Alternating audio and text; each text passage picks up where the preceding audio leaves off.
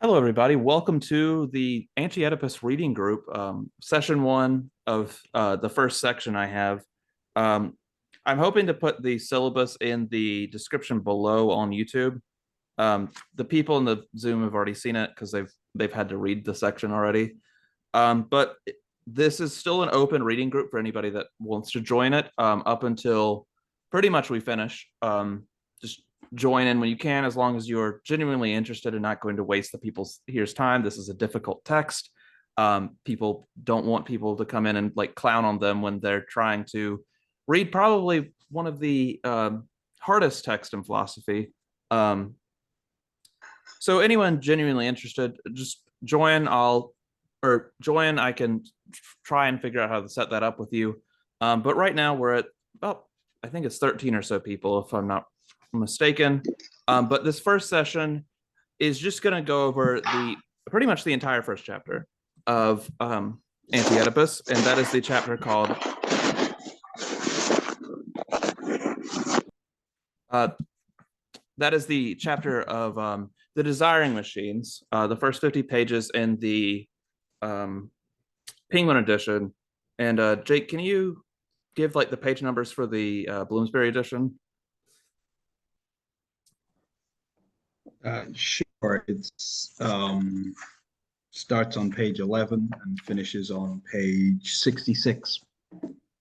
I don't know if Minnesota Press has one, but I don't think any of us here have that edition. But basically, just the first chapter called the Desiring Machines, as I already stated. The first 6 sections of that is what was required here. I guess first question out during the recording of the reading group, at least, was there any like extra text that y'all found very helpful for this, or text that you had read beforehand coming into this? I included the first 2 sections of Spinoza's Ethics, just try to be like, hey, this is kind of the body that Deleuze and Guattari are kind of talking about when they say the body with organs. But I just kind of wanted to see like what I guess auxiliary angles are y'all taking when you came into reading this.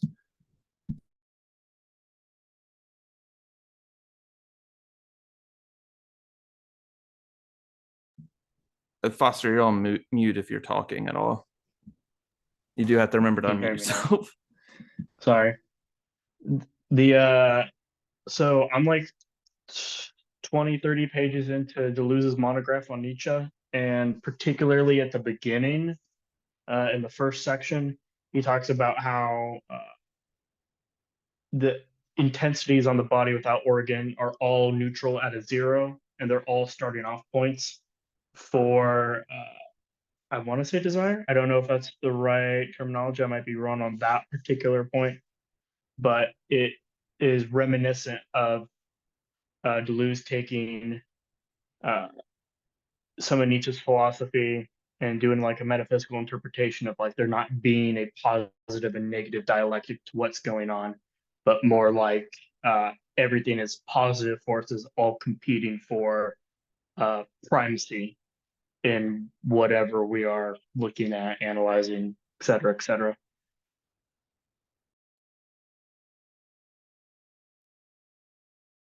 And for the other 2, are there any that other like auxiliary texts that you came in reading this, Deleuze or not? One that's maybe out there, maybe not actually out there, but kind of was occasionally coming to mind when I was reading this was Frantz Fanon's The Wretched of the Earth. Because he's also interested in this question of desire. And he frames desire as sort of a thing about acquisition and lack, which is obviously what Deleuze and Guattari are against, but in a way that I think is completely different from the kind of people they're talking about. And there was just this kind of might be easier if I explain slightly what I mean by that. Fanon's theory of desire is the colonized getting what they don't have, but that's not because of a sort of ontological lack. That's because of political forces that have taken away. And and so it's a lack that's also a produced desire and a producing desire and a productive, um you could talk about it in the language of desiring machines. And I thought that was just something that kind of kept coming up, because there's a similar idea, or there's some kind of possible synergy, but with completely different starting points. But yeah, that, and then just Marx, because there's obviously a fair amount of overlap, even if there's a fair amount of difference.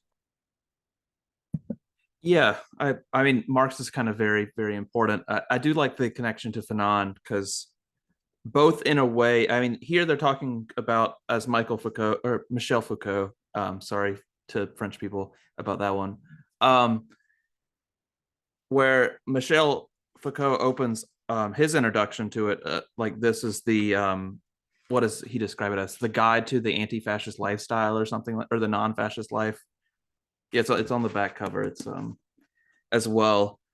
So, and Fanon, on the other hand, is dealing with colonialism, which is kind of semi hand in hand with fascism. There's definitely connections in between the two. Trying to figure out this view thing. Sorry. Yeah, there's the connection between colonialism and fascism, I guess, in their study, and kind of how oppression and deals with their different societies. I'm not claiming that there's 100% overlapping. I think Fanon is mentioned a couple times in this text, if I'm not mistaken, but I don't think it's in this section, at least. But this is my second reading of this book. I don't know if any of you have picked up this book beforehand or not, and just are trying to come back to it. But I finished it for the first time at the end of, what is it? I think August of last year, so August of 2022, about with the help of the Machinic Unconscious Happy Hour seminars, which are in a syllabus. Shout out to them, because I would not understand any of this if it were not for them. But what has kind of helped me, I guess, coming back to this text is I kind of gave myself a year to be able to read the auxiliary texts that were kind of important to this. That includes The Accursed Sheriff Volume 1 by Bataille, George Bataille, if you want the full name for Amazon or wherever you're going to shop. I'm trying to remember what else. Right now I'm going through Wilhelm Reich's, if you see my Twitter, I've been posting about it, The Mass Psychology of Fascism, which is quoted a few times here in chapter 1, and we'll get to that once we get to section, what is it, 4 on the materialist psychiatry. Just that, Lacan, Freud, and especially Marx. I got to do a few papers on Marx in college, because I am part of I guess undergraduate academia, and I'm doing this reading group as a whole, kind of preparing for my senior thesis on Deleuze. If y'all did not know that already, I'm just trying to make sure that I have a complete and near as perfect as I possibly can as a senior in an undergrad program understanding of this work. But there's just so many thinkers in it, I guess, to open up before we get into the text, that it is kind of hard to understand everything without a proper background in everything that Deleuze is talking about. I don't know if y'all would agree with me on that one, but this one was a lot easier to come back to than it was on a first reading.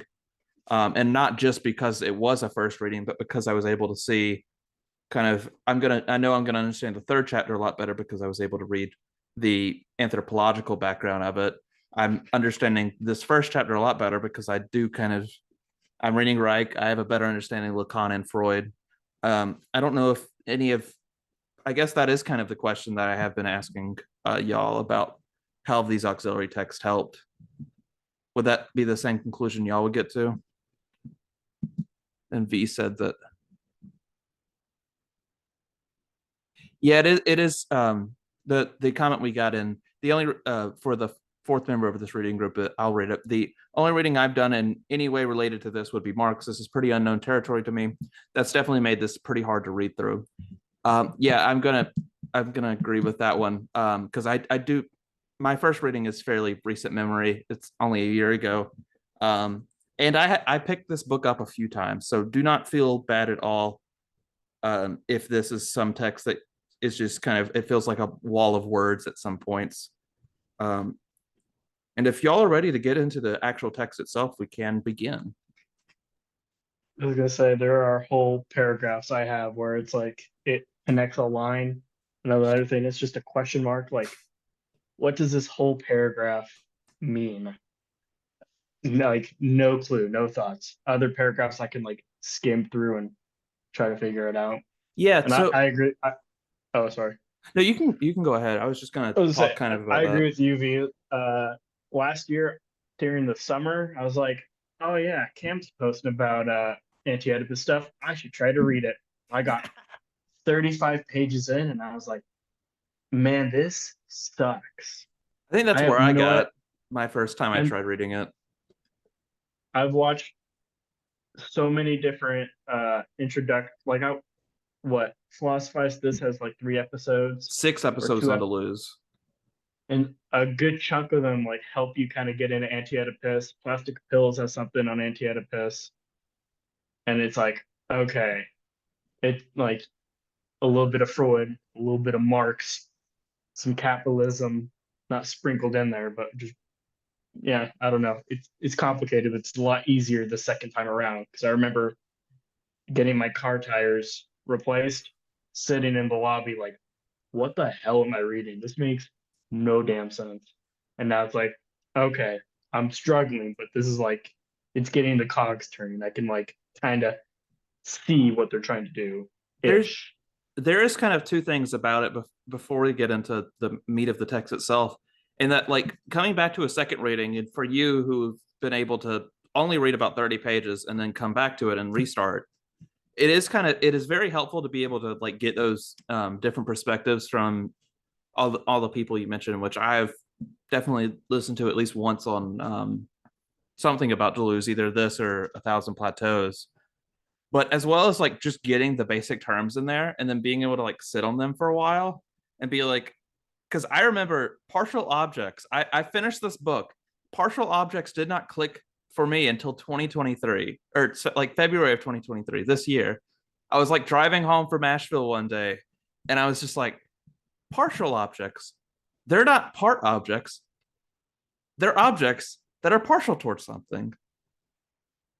And then it's just the ability to just kind of like, you're not gonna, the book, like, it's like a joke sometimes that like you don't quite get, but then it hits you the night of and you're like finally laughing because you're like, oh, everything is kind of, I figured out the puzzle, but now I can't laugh at it because I'm not reading it anymore.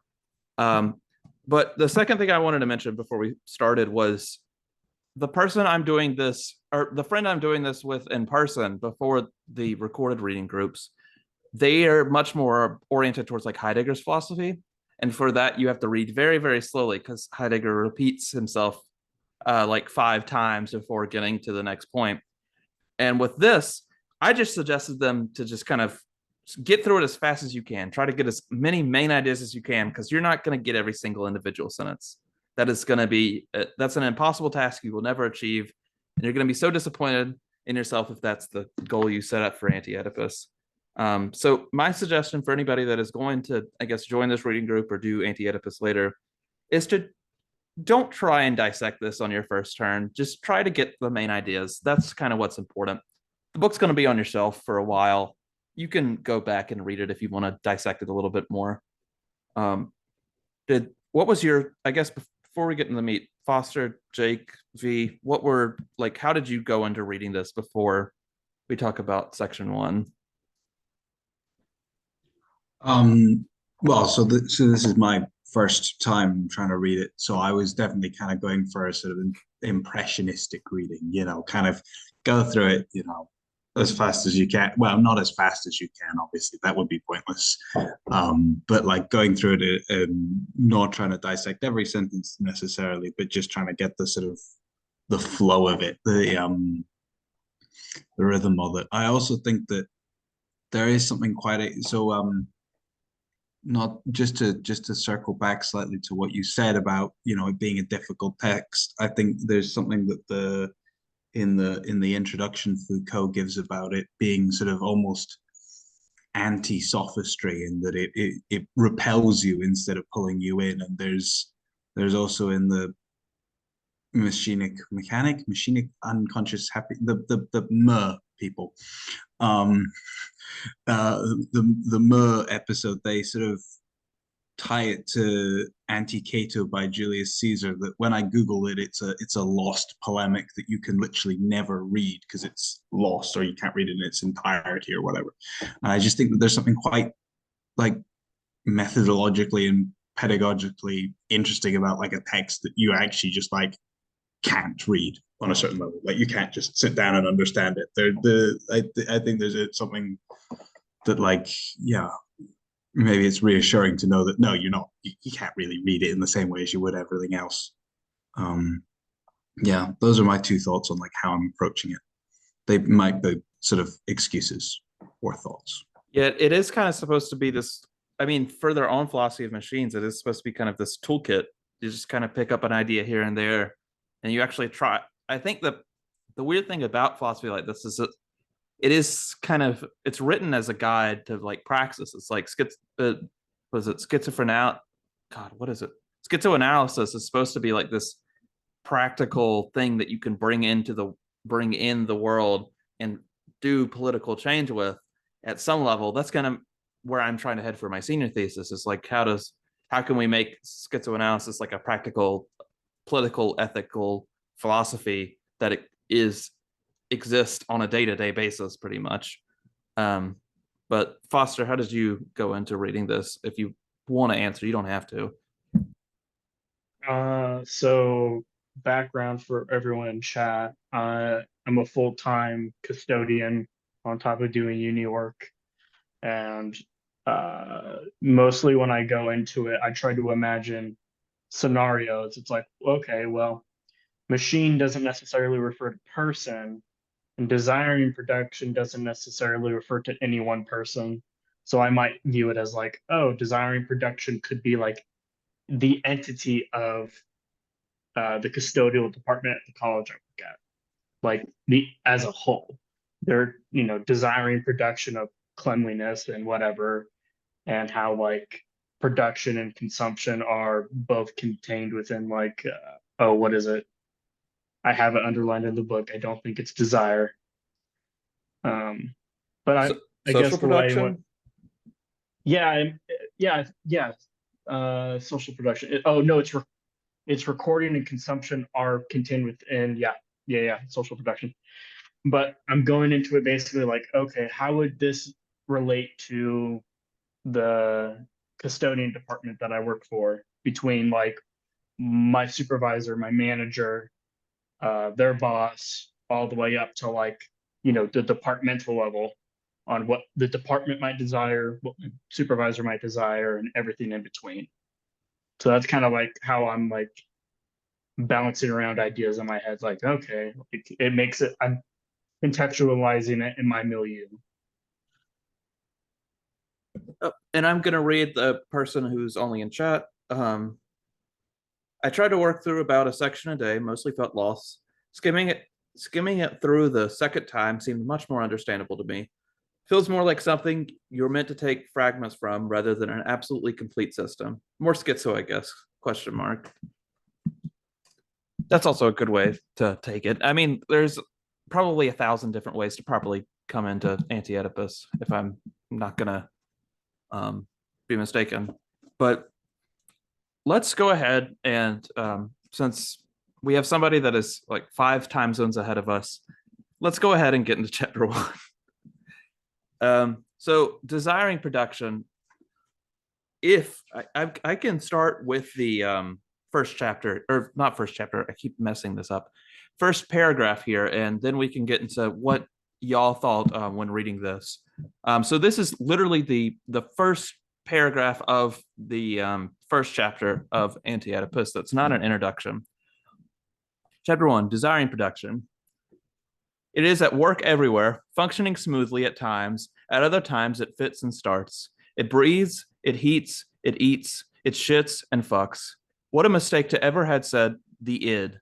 Everywhere it is machines, real ones, not figurative ones, machines driving other machines, machines being driven by other machines, with all the necessary couplings and connections. An organ machine is plugged into an energy source machine. The one produces a flow that the other interprets. And then it just goes on to talking about a baby getting breast milk. Is there anything y'all found important to this particular chapter? This is the opening. It's kind of the establishment of the metaphysics going forward. Yeah. I kept going back and rereading that first paragraph because every time I felt tempted to I don't know, start reading person into desiring machine. Every time I started falling into like a sort of system of representation, I went back to the first paragraph, which I think, you know, manages to really quite nicely set out that this is not, you know, we're not dealing with discrete kinds of object, right? There's not person, car, you know, there's everything's a different kind of machine. It's a nice way of it works quite well to sort of break down the normal sort of, I don't know, like ontological categories or metaphysical categories that you're used to thinking in. And so I found it like a useful paragraph just because every couple of pages I had to go back and reread it and go, no, they're all machines. You can't just equate X with Y, you know. That was my thought on that paragraph. I thought it was like the first time I read it, I was like, what the hell is going on? But actually I found it like one of the most useful paragraphs. The God, what is it? It's towards the end because they even write, they're like, there's a difference between something being machine and something working as machinic. Like they specific, I can't remember what it is, but I underlined it. It's like when we talk about machines, we're talking about something, but mechanical operation is something totally different. And I spent, instead of trying to read Anti-Oedipus last summer, I got a chunk of the way through Colebrook's book on Deleuze. And Colebrook even talks about how, like, a person and a bike are both machines. And, I don't know, the foot machine connects to the pedal machine to push the wheel machine, et cetera, et cetera, et cetera. I don't know. Yeah, I like what you had to say, Jake. I remember the bike example. I don't think I've read that one, but I think what is it? Philosophize This, I believe, uses the bike example when I was 2 years ago when I first got introduced to, I guess, Deleuze outside of my reading of Mark Fisher, where I think he has a few interesting examples because you have the foot and the pedal machines coming together to produce a forward motion, but you also have the arm and the bar machine of the bike turning the bike into a weapon that I can throw at somebody. Just kind of because they want to. Deleuze kind of talks always about, or Deleuze and Guattari talk about the importance of like function over the theatrics of like proper use and stuff like that. And like the function can change based on how these different machines interact, depending on how you're using them. And like you can turn a bike into a vehicle by using it this way. You can turn a bike into an energy making machine using it this way. You can also turn a bike into decoration using it this way, a bike into a weapon, throwing it at somebody, et cetera, et cetera. And it's the same, or similar machines interacting with similar machines in different ways, producing different flows and new interactions, I guess is the best way I can put this into commonish English terms that are not so Deleuzian that they become impossible to understand. And let's read this comment. My understanding, it's like process ontology, right? Where the fundamental entity of the metaphysics is not a static object, but a machine taking in flows and changing them in some way. The direction of the flow is the desire. And so similar person is not as an individual, but a collection of many different machines, the organs, with take and give each other their flows. Yeah, that is close to it. One of the things that still confuses me the most, and I think that's in chapter 2, if any of you got it, I'm gonna put the question out there now, even though we're gonna keep talking about chapter 1 for a little bit longer. If anybody knows how intensities are created by attraction or repulsion, please tell me, because that was by far that I didn't get it on my first reading, and I still didn't get it on my second reading. But are there any other comments for section 1? Or I think your best bet for getting the intensities bit, because they're getting intensities from Bergson, and Bergson talks about intensities in time and free will. yeah, So that's the one of the 3 parts of the holy triad between Spinoza, Nietzsche, Bergson. But I think they're pulling all the intensity concepts out of Bergson and Bergsonism to bolster that. I mean, I get intensities, but I was more talking about the attraction and repulsion between the body with the organs and the organs themselves. Okay. So I kind of read that in a sort of Marxist way, if you bear with me, which is kind of like, Marx, class struggle is the motor of history. We can read that as being like, oh, well, capitalism overtakes feudalism, communism overtakes capitalism, or we can read that as kind of being like these contradictions produce moments of innovation, dynamism. I think like a really great example of this would be like, so Andres Malm's sort of one of his big advances for Marxist sort of environmental scholarship was going back and looking at the Industrial Revolution and pointing out that actually the shift from water power to sort of coal power had nothing to do with profit, had nothing to do with efficiency. It was about disciplining labor. And so this sort of, if you've got these 2 opposing forces, these, repelling or attracting moments that are actually simultaneously doing both on a Marxist analysis of class, you get these sort of moments of dynamism and sort of expansion, and things happen. And sort of, I was kind of reading it in that kind of way, and so not in a sort of like crude dialectic of like, oh, labor overthrows capital, but like in a sort of like, in their struggle against each other, things change and transform without actually the sort of the crude dialectical thing that Deleuze and Guattari are trying to escape. Right? There's these two opposing, but not like but they don't destroy each other through it. They produce something new. Like they continue in the way that the body without organs and the desiring machine continue after the fact. Yeah, there's kind of a weird. I mean, I know Deleuze is anti-dialectic, but there's kind of I don't know if you can necessarily call it a dialectic, but the 2 forces that Nietzsche talks about in what is tragedy? What's the one on tragedy called? The Birth of Tragedy, with the Dionysian and the Apollyon. I don't know if I pronounced that latter word right, but kind of the body without organs being the kind of schizophrenic but also creative dimension of I guess production or art or whatever you want to apply it to. And then on the other end, there's this organizing principle in that it turns the new creations into forms themselves. And I mean, they spell it out pretty well that the body without organs is not opposed to the organs themselves. It's opposed to the organization of the organs, or the rigid organization of the organs, I guess. It likes being able to replace them whenever it needs to find new flows or whenever it breaks down or whatever.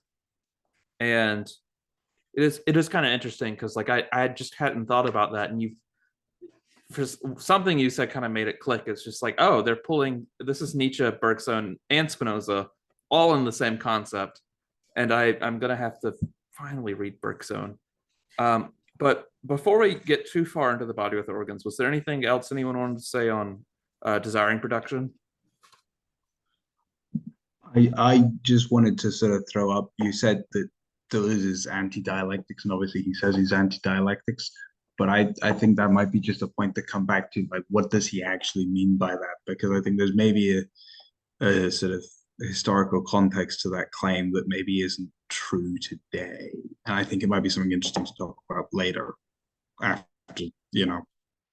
I haven't made my way fully through difference and repetition yet. It is arguably a harder text than this.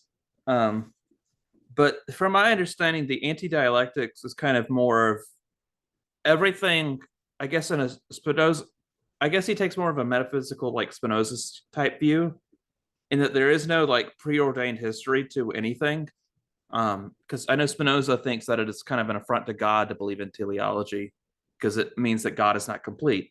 And that everything is thus just a long series of cause and effect. There's not opposing forces, and I guess, or there's not a dialectic there that is naturally meant to happen. There's not contradictions that go out and finally complete history. There's no completing of history to do. There's only the next thing that's going to happen because it was always going to happen. And I think I would be willing to say Deleuze is a little bit more into free will than Spinoza might be. Just because Spinoza is like a complete determinist, almost. But it does kind of seem that, I guess, with Spinoza and Nietzsche as they're kind of the anti-dialectic duo or something like that, that instead of these kind of, I don't know how to put Hegel's dialectic as the opposing end, because Deleuze almost definitely is going to phrase it better than me in difference and repetition. But it is kind of, history's going somewhere, but there's nowhere to go, really, I guess is the best way I could put it. That's why they're anti-dialectic. These things are going to change. Like everything is going to change. Everything has this cause and effect relationship, but there's no real place that cause and effect relationship will ever land on permanently. It's going to keep changing. I guess that's the best understanding of. There's so many more people that are going to be able to give you a better understanding of Deleuze's anti-dialectics than I am, but that's kind of the core that I can give you. If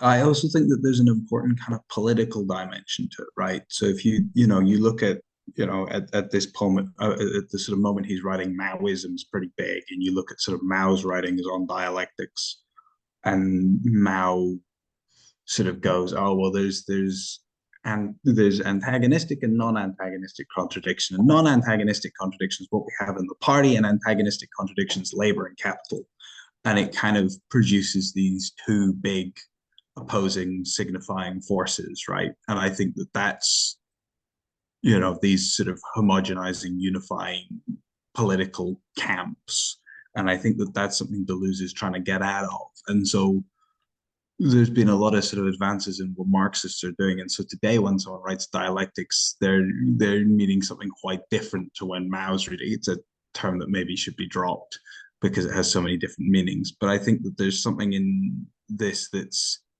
not opposed to every dialectician, but definitely opposed to the dominant understanding of what that word meant at the time, because Deleuze is very much against these, like, oh, the two big camps, like everything gets bundled into two big camps and then they fight and one wins.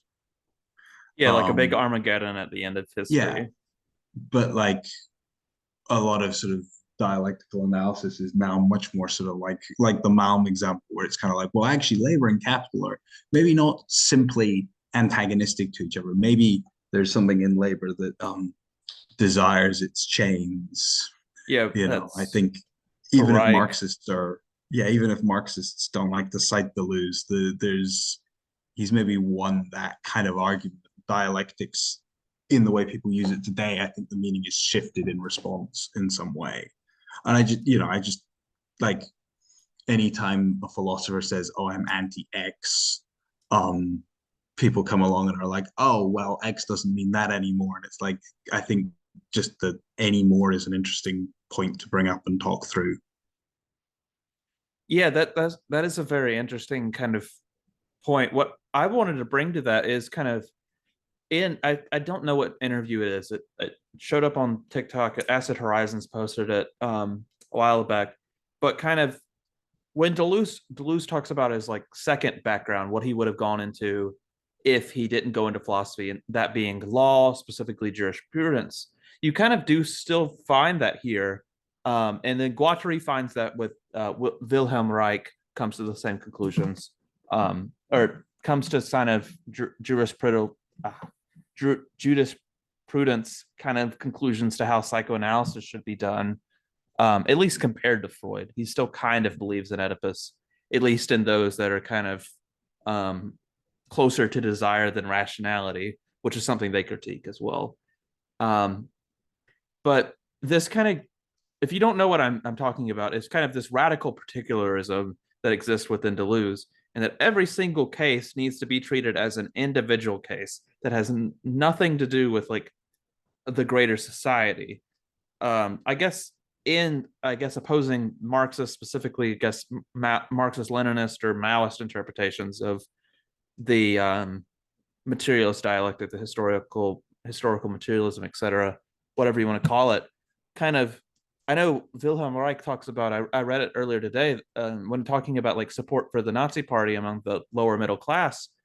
There is all this grounding that is necessary when in the church and their family dynamic and stuff, that prepares them to this more, I guess, fascist lifestyle or fascist political project, that just kind of prepares them to be that type of voter, to be that type of citizen.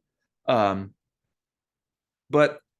Reich also goes into talking about how the ability, like once they get in power, for this little lower middle class to afford a new coat, this little kind of everyday life thing can kind of turn the people that are like maybe voting for a semi-right party to these further right things, because they see this kind of tiny benefit despite them having these huge losses. They were like, oh, my coat's been raggedy for like 10 years, but I'm finally able to afford a new one, because they removed 100 people from my job and called them degenerates, and I got a pay raise or something like that. That's already once the fascists had control in Germany, but it's these little events that lead to these bigger events. Kind of, they talk about in the hurricane. I forget. Do y'all remember the hurricane example at all in this chapter? I think they talk about it later with objects. I don't want to just sporadically go through this, so I'm very sorry for how we're kind of discussing this, particularly for the people listening on YouTube. But there's this point where they talk about the hurricane, and it's like we can talk about a hurricane as like a whole thing. I'm fairly sure this is like the end of the chapter, but we can also, if we truly want to understand a hurricane, we can't truly understand it at just the whole 60-mile radius object that it is. We also have to understand it as each bit of rain, each bit of air moving, and all of those different machines or objects or little tiny events, whatever you want to call it, whatever your metaphysical system is. But what they want to assert is that these little tiny particular events that create up this huge event that is much more destructive in the process as well. Reich discusses the same thing, even though it's a different book. But are there any concepts on that? And then I do want to tackle the body without organs next, because I don't want to go too long without discussing that.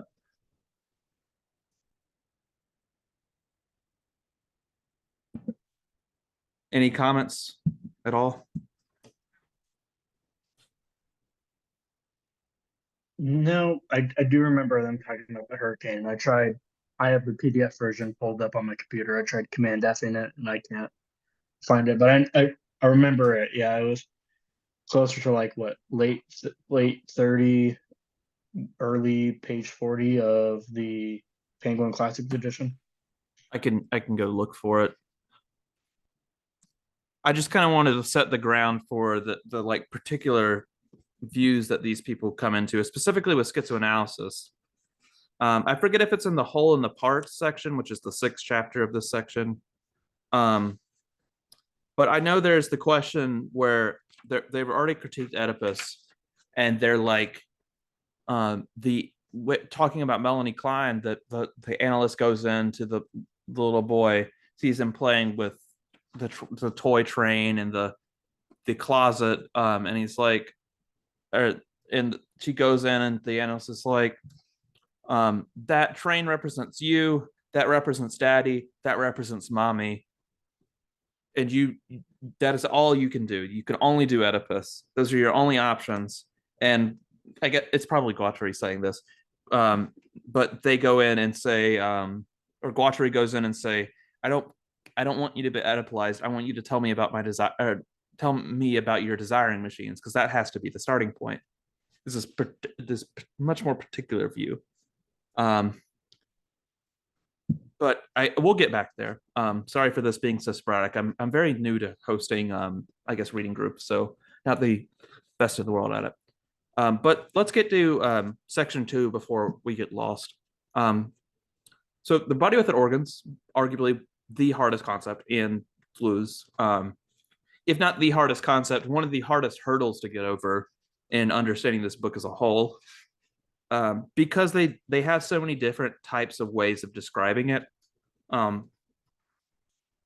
Did any of you three have any, I guess, good ways of going about trying to understand this?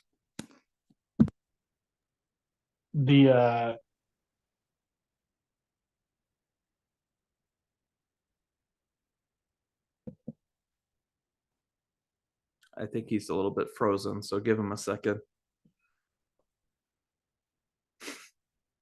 Very funny frame to freeze on, but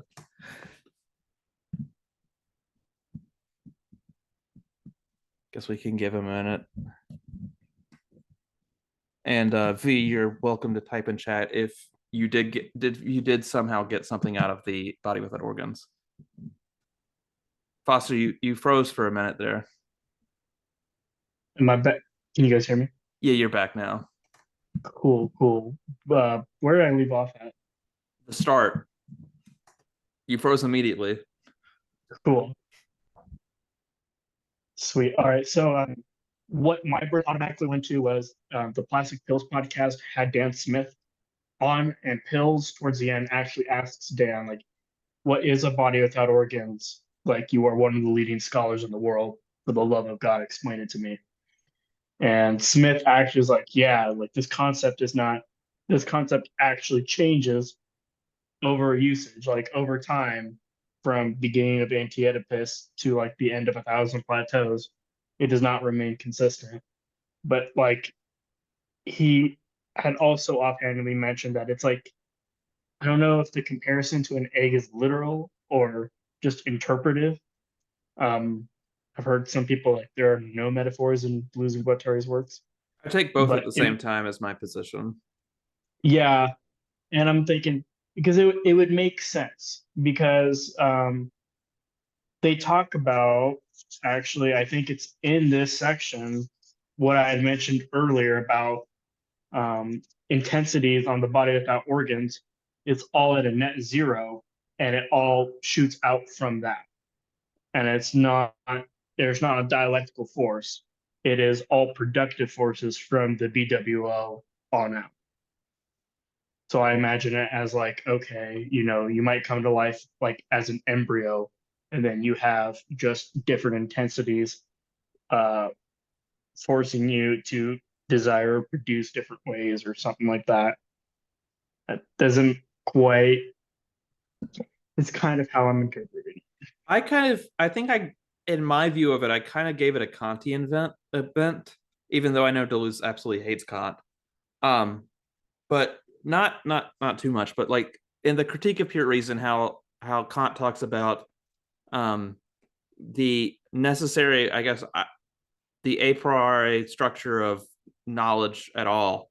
And I kind of view the body without organs, even though I don't know if Deleuze is claiming that there are a priori things, and I personally don't particularly like that claim, but just kind of in that the a priori ground of experience for Kant, it serves as a limit. And I know there's like people who are into the pre-Kantian philosophers that don't like that Kant believes that experience is so limited.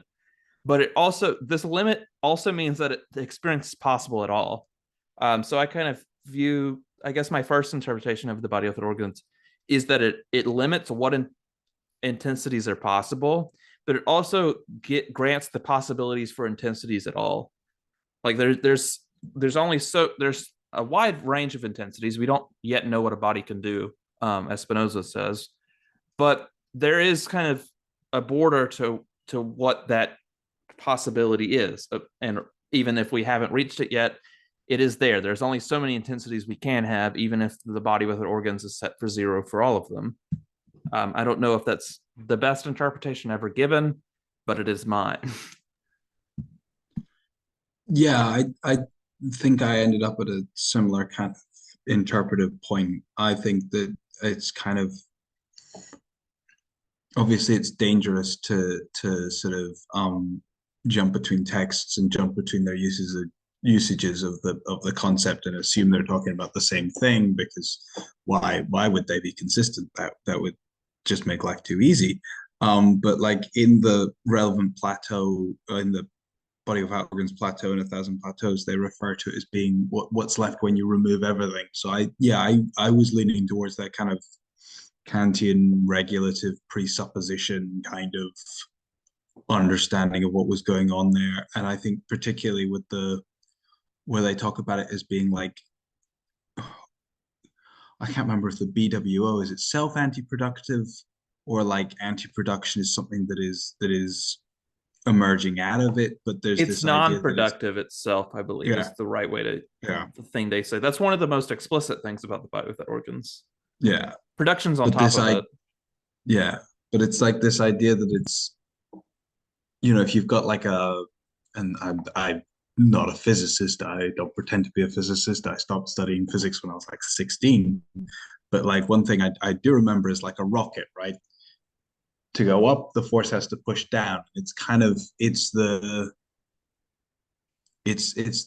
resistance back, not in a sort of crude dialectical sense. What I was reading it as it's that thing that pushes back, that escapes sort of neat categorization in a concept that resists being cut up into a commodity. It's a kind of like, but we have to posit something that's there that pushes back, and we're gonna say that this is what it is. And that's kind of what I was getting, at least at the sort of first brush sort of general level, is that kind of idea of the both a sort of residual but also a presupposition.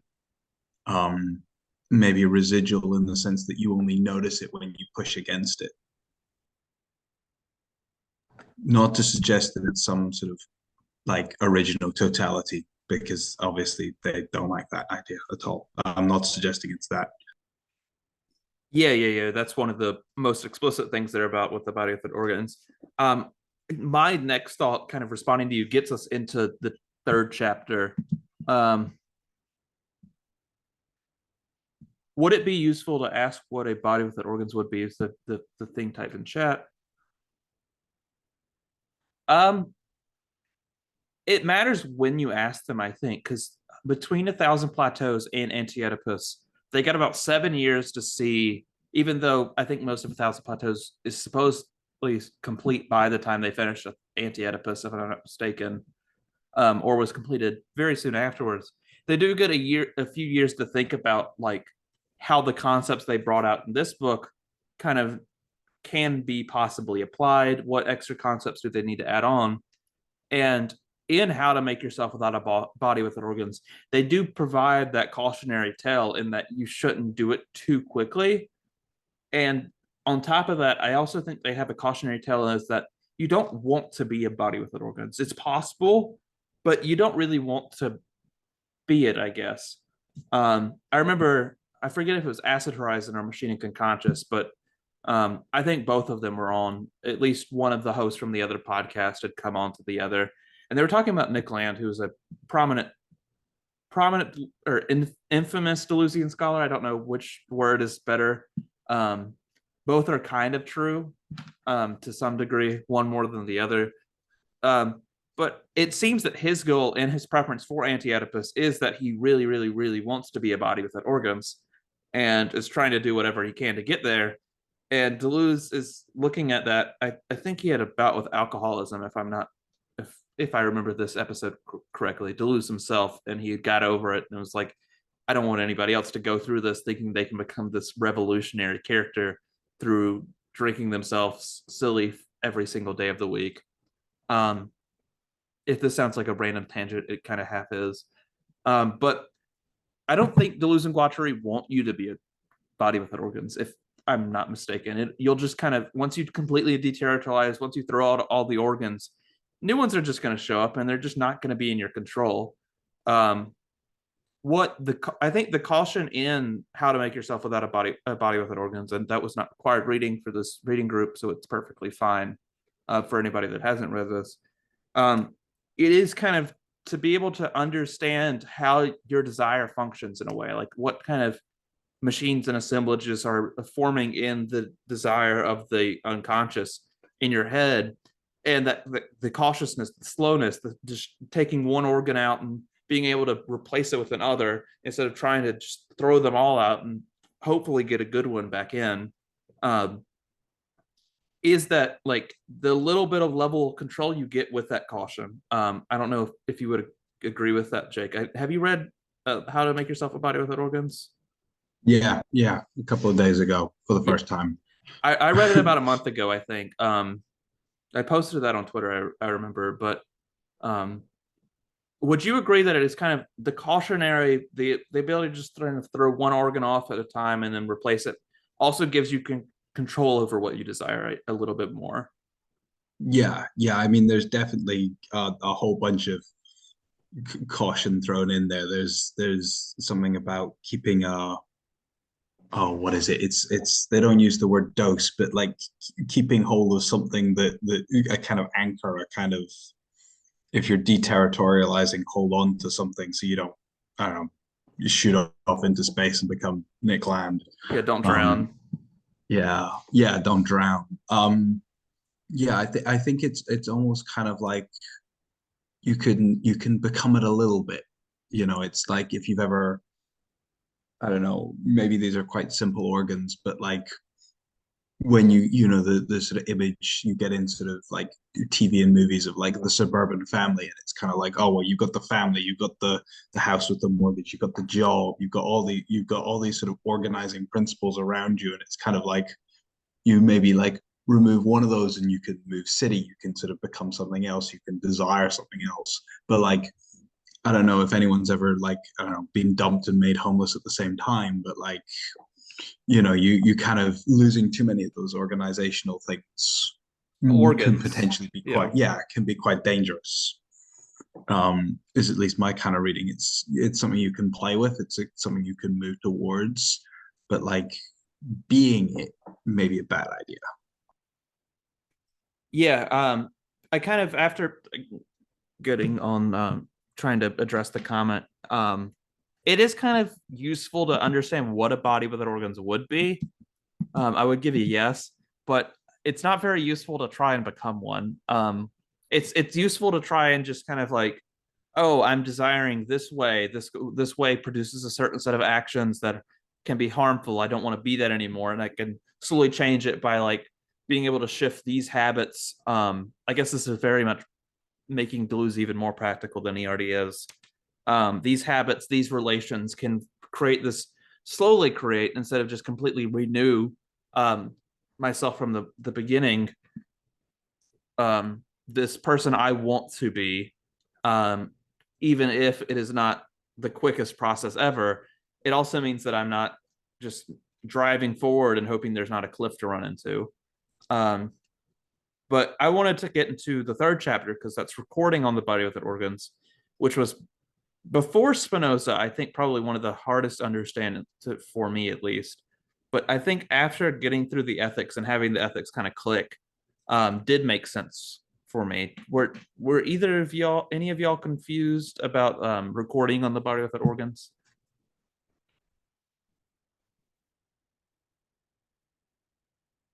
That will be, I believe it's at the start of chapter 3, called The Subject and Enjoyment, if you're looking for a page number. Penguin editions, page 16.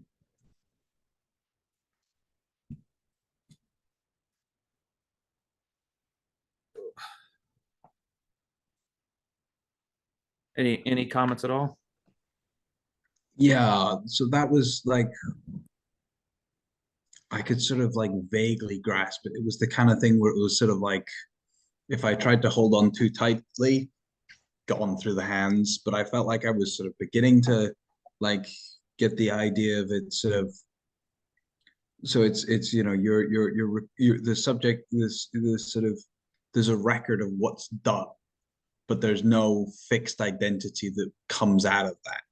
So I guess like the way I was trying to think about the production, consumption, and recording all occurring simultaneously is like a tweet, right? And this is like not an original thought, obviously. This like tweeting is an example that they use on Acid Horizon quite a lot. But like you put out a tweet, you've produced something, you're consuming Twitter itself, right? You're consuming the sort of social media. Your tweet is also being consumed, but like the actual tweet is recorded, right? You've created a little, I don't know how computers work, but there's something, right? Somewhere a zero is turned into a one or whatever it is. And so like if the body without organs is the sort of surface all this plays out on, you're leaving a record there, but that record does not become fixed into an identity because you're not the center, you're not ever like the point, you're always peripheral to these desiring machines. So like your movement between the machines is recorded, but you're not stuck in one place. And so like that's what I got out of it. But again, it's kind of like if I tried to grasp anything further than that or firmer than that, it would all kind of like spill out of my hands. My particular interpretation, and I'll let Foster talk after this. Do you have any comments on this? But my particular interpretation was it kind of continues the contradictory nature of both limit and possibility that is in the body without organs at all, in that it limits possibility further, but it is also another ground of possibility in that the recording, I guess this is kind of coming between Spinoza and Lacan from their interpretations, is that Lacan and Freud talk about like before Oedipalization and stuff, every part of the body is like polymorphously perverse, I think is the right word for it. And that there is no like the person does not or I guess the baby has no understanding of like any proper use of anything. So anything can be used for any purpose. And the process of Oedipalization is in part the process of learning that the mouth is for eating, the ass is for shitting, et cetera, et cetera. Funny examples in psychoanalysis. And I guess the recording process is this experience process and being like, oh, these are my possibilities. I learned my possibility by doing this. I can throw my arm up. I can look at my hands. At a very young age, I can walk when I'm one year old or something like that. And the etching on the body with the organs is kind of like learning. I guess it is kind of learning what intensities you're partial towards. I guess is the best guess I could possibly give towards it. It limits you in a way in that you can never. A lot of the recording, you're probably not going to go past it after a certain point, maybe, unless you're willing to experiment. But it also is the ground. It's like, hey, I've done this. I can go back to it. It's been recorded on my body. I know how to do it, et cetera, et cetera. I don't want to go too far because I feel like I am slightly getting off into a weird, maybe incorrect interpretation.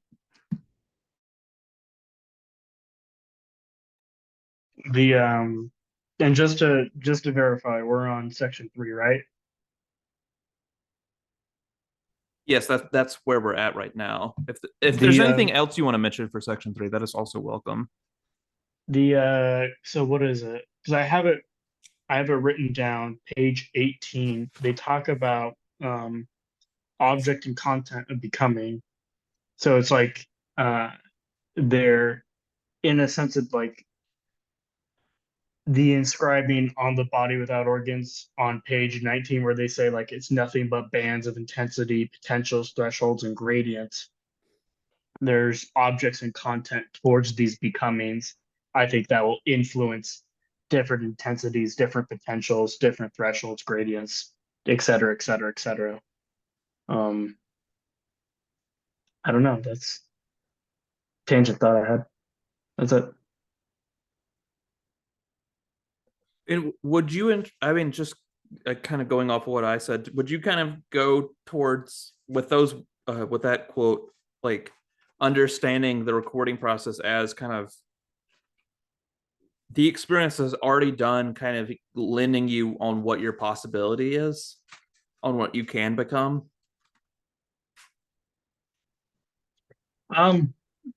Potentially. It's kind of like how Jake mentioned earlier, if you are broken up with and you simultaneously become homeless, there's a certain kind of becoming that neither you or I, Cam, could experience. I'm sorry if I'm putting words in your mouth, Jake, about like us having a place to go to or partner to go to or whatever. Like these are the becoming of being dumped and homeless at the same time is something that we are not experiencing or may have never experienced. But that those pieces of content, homelessness and the end of a relationship, they're going to produce kinds of intensities, kinds of potentials, or limit or delimit potentials. You know what I'm saying? And I know this is going to be the third time I said it. I'm sorry for bringing it up so much, but the I have it underlined and bolded on page 19 because page 19 is where they talk about that. On the contrary, they are all positive in relationship to the zero intensity that designates the full body without organs. So they're bringing in that the monograph from Nietzsche, this Nietzschean sense that it's not dialectics, it's all forces going in different directions. So yeah, I think it does limit or delimit certain kinds of becomings or potentials. Is there anything else anyone wanted to mention on section 3? Because section 4 is probably my favorite of the 6, just because it is kind of a little bit more practical, and has some really cool quotes in it. But if there's nothing else, I just want to leave the floor open for comments at this time.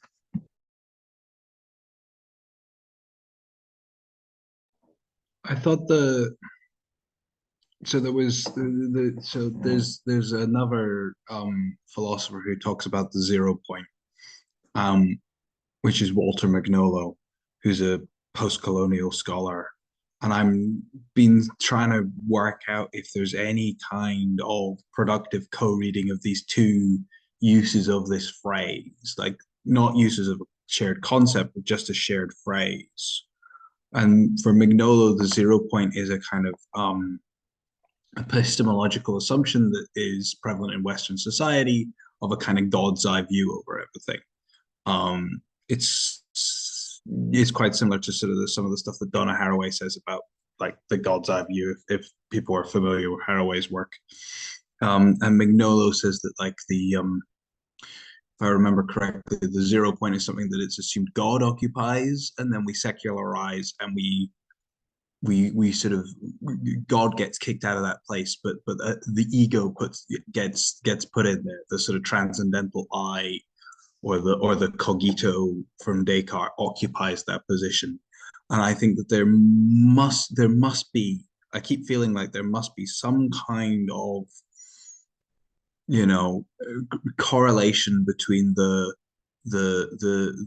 0 point of the body without organs and this epistemic 0 point from which all things are visible, but which we never really occupy, because Mignolo's point is that is basically you, the colonizer, think you occupy this place from which you can perfectly map and model the world and then lay out your rational dictates, but you never do. It's he's pushing for a kind of standpoint epistemology there. And I feel like there must be some kind of overlap there, but I'm not familiar enough with the BWO and their use of the 0 point to kind of square that. I think I think there are overlapping concepts. I don't know if Deleuze's and Guattari's 0 point is the one that overlaps. I think if anything, it is the lack of the body without organs being an origin to get back to origin, or I know I pronounced that word incorrectly. But it's not something that it's not some place to get back to. It is just, it is a thing. It's not the primordial being that you were. It is just, it's kind of there more than anything. You can become it if you want to. You probably shouldn't, but you can.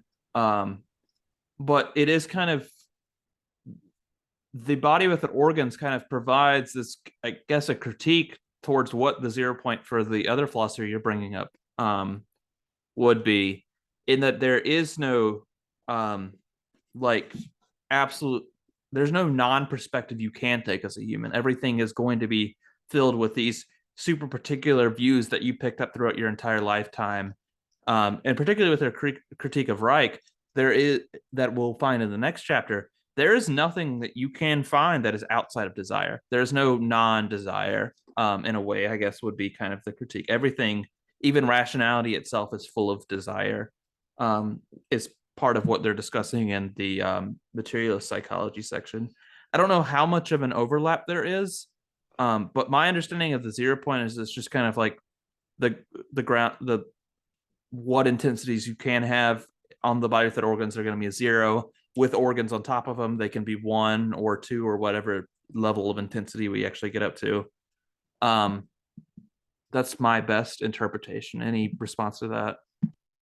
Yeah, no, I think that's really useful and gets sort of clarifies the point. I think the idea that we never there's nothing outside desire, because I think the sort of epistemic 0 point that Mignolo is talking about is like the perfectly objective scientific administrator who sort of sits up above everything and doesn't have any desires or sort of preferences. They're just sort of technocratically sort of engineering everything to go the way it should.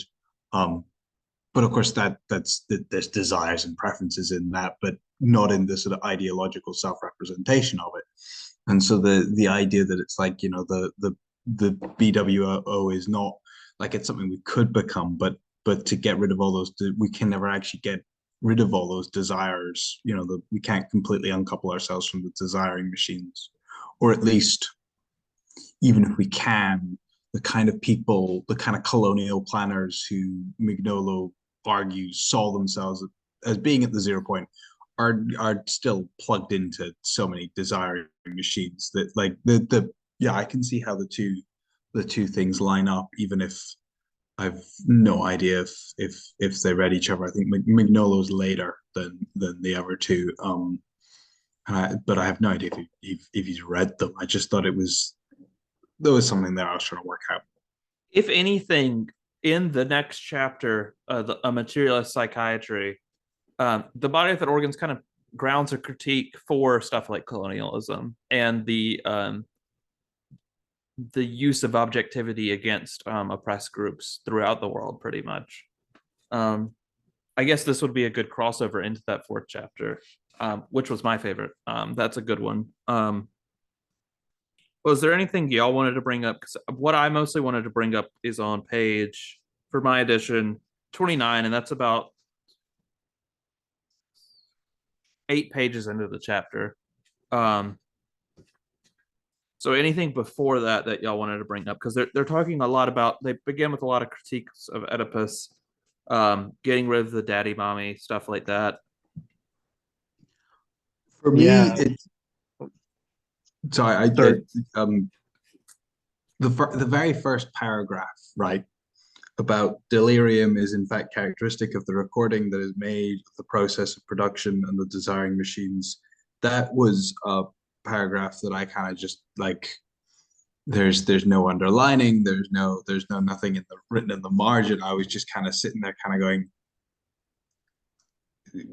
what's going on here? Is it simply that like the recording process leaves us delirious and confused? That doesn't seem right. Like that first paragraph just kind of confused me, and I was hoping that someone might have some kind of thought on it. Is there anything on that, Foster? If not, I can just kind of read it out for the people that will be coming back to this.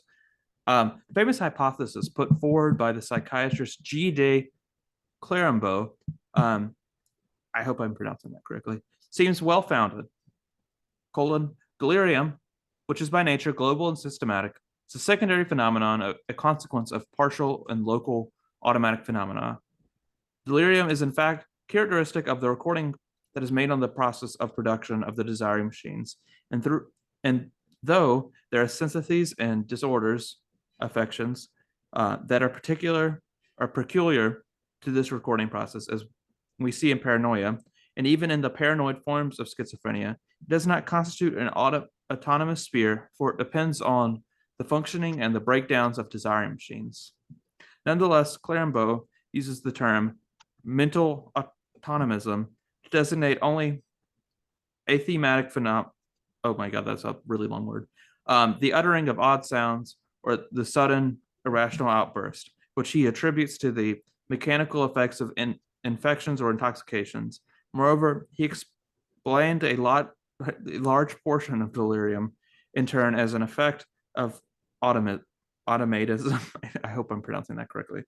As for the rest of it, the personal part, in his view, it was of the nature of a reaction and had to do with character, the manifestation of which might well precede the automism, as in the paranoid character, for instance.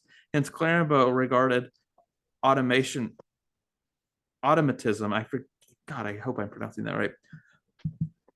As merely a neurological mechanism in the most general sense of the word, rather than a process of economic production involving desiring machines. As for history, he was content merely to mention its innate or acquired nature. Clerambault is the Feuerbach of psychiatry, in the sense in which Marx remarks, whenever Feuerbach looks at things as materialist, there is no history in his works, and whenever he turns to history in his account, he no longer is a materialist. And then this is their view, and what will define the rest of the chapter. Quote, a truly materialist psychiatry can be defined, on the contrary, by the twofold task it sets itself: introducing desire into the mechanism and introducing production into desire.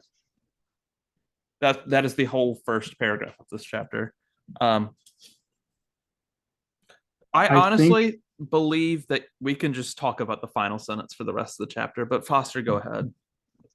So, I mean, when they're talking about syntheses and disorders, affectations that are peculiar to the recording process, they go on later on in a different section. I think it's the second to last section, page 41. Syntheses are produced divisions.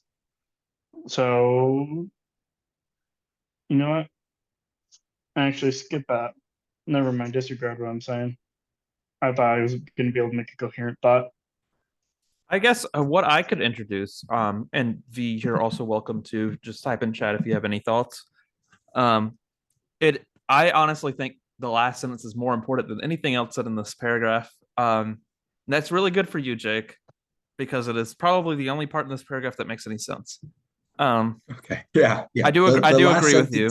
The last sentence, I clued on to that, and that was I recognized that was an important sentence.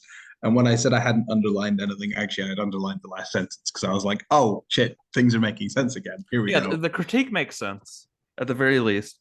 But I know the latter of the two mentioned, of the two parts of the materialist psychiatry must bring, introducing production into desire is going to be very important moving on. And I think, what is it? I forget if it was 23 and 24 or 25 and 26, where they probably all 4 pages, where they do mention the part of desire being produced. It's not, desire is not lacked, or the object is not lacked and then produces desire.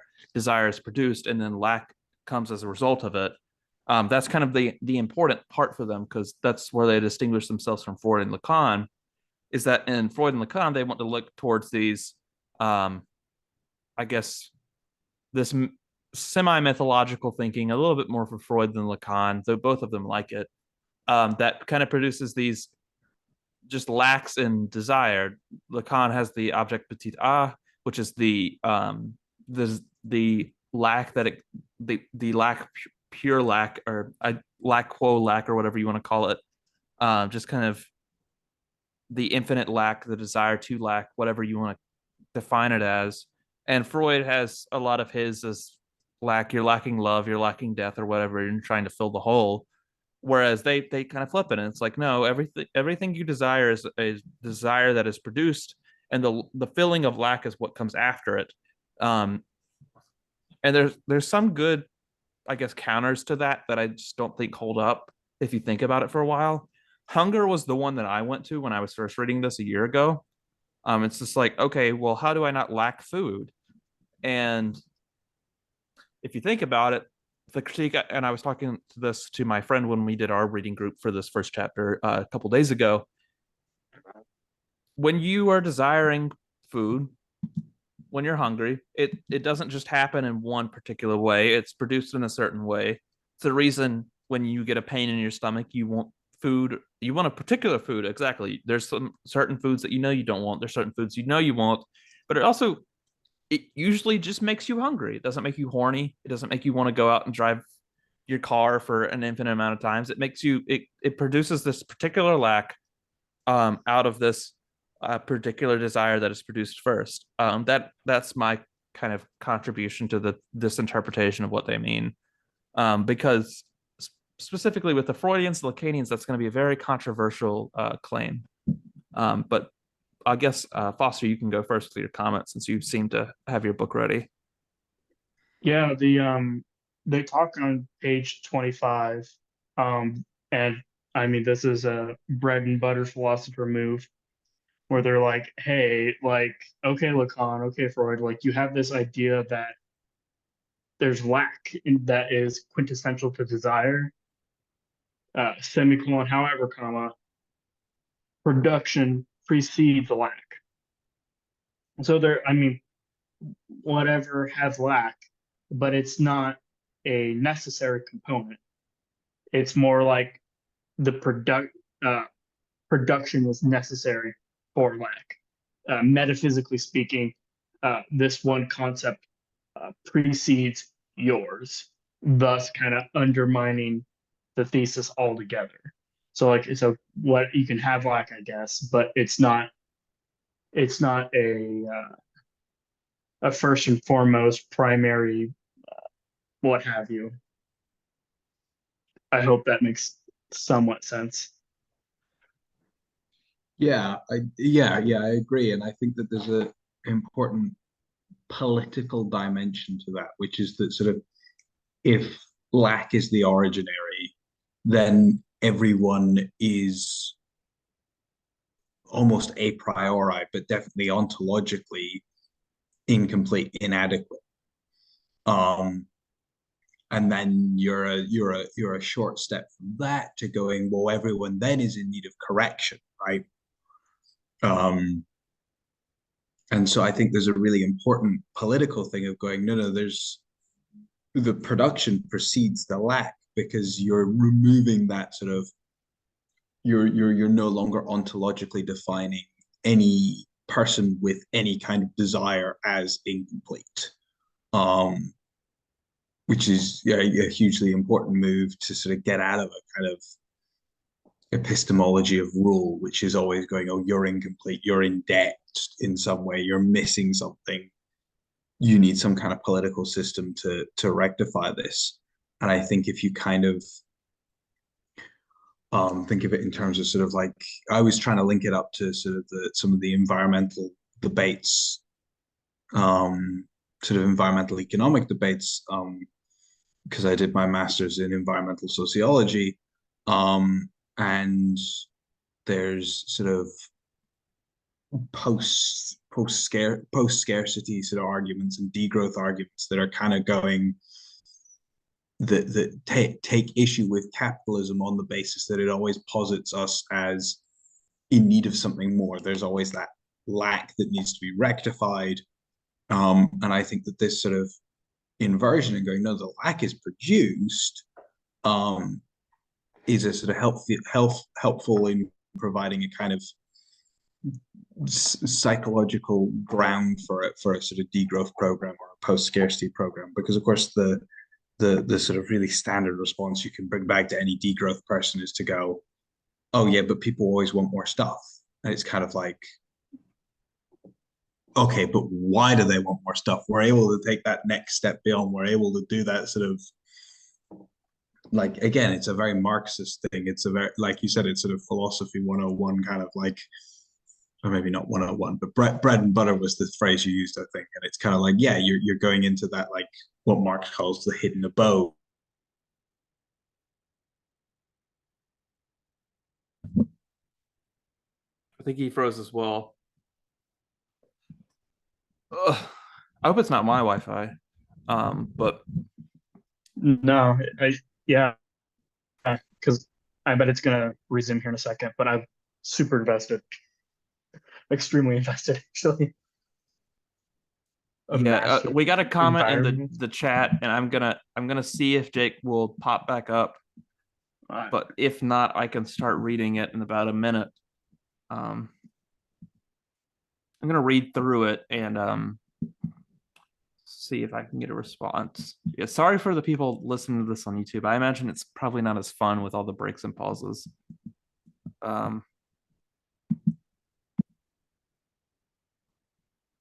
You froze up a little bit, Jake, if you hadn't noticed. My computer disconnected from the internet. It's a very fun thing for it to do randomly. But you can finish your point if you remember where you were at. Yeah, basically it was just I was agreeing that I thought this was one of the most interesting parts of the text because I could see how it connects to those sort of live issues about like sort of degrowth and sort of, you know, the sort of environmental question of kind of like, well, why are we always, you know, using more and more and more? Well, because people want more and more and more because they're defined in a lack. So there's sort of two, for me, sort of two areas of political saliency for this move. One in kind of going, no, people aren't all automatically incomplete and in need of completion or wanting completion.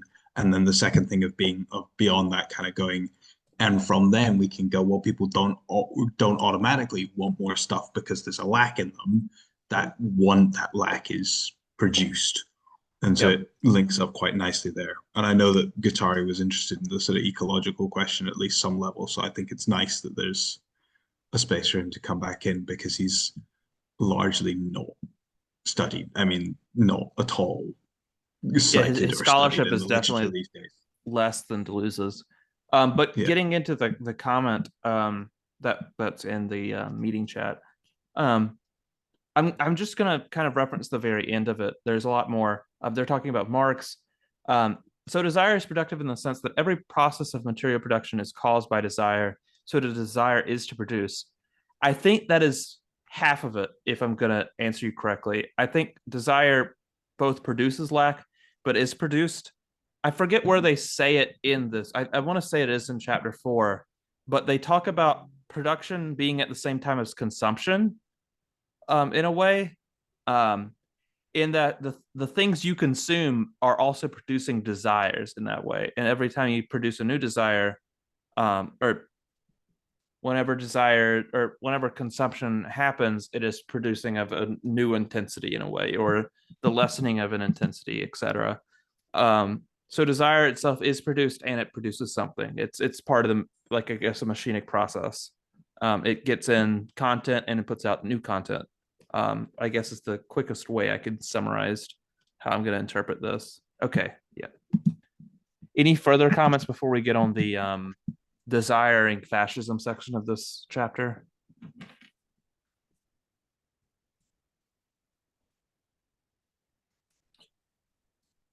Jake, anything before we get there? No, that was my Okay. big takeaway was the and the in like when I mentioned Fanon, this is like where I've written down my reference to him in like my notes that I've been writing. Yeah. Is this kind of like, because he frames it all in terms of lack and acquisition, but actually it's very clearly like the lack he's interested in is a lack produced by colonialism, and that's like the political project is to transform the subject through acquisition, but the acquisition is not like more stuff. The acquisition is, in a sense, well, the acquisition is land, sovereignty, freedom from capitalism and colonialism. Yeah. It's not the kind of acquisition that normally we're talking about. Well, your point on the incompleteness that exists in so many other theories, and I guess in some ways does support, or for some theories ends up supporting colonialism or other oppression. I know Deleuze won't. I guess the best Deleuzian Guattarian position we can have on the subject is that the whole, or whatever you would call a person, the subject is on the periphery. I think we already discussed that in some way. I forget where it's discussed in here, with the body without organs being in the center, the subject itself being on the periphery. But Deleuze always wants to see something as like a changing whole, I guess is the best way I can put it, with WHOLE.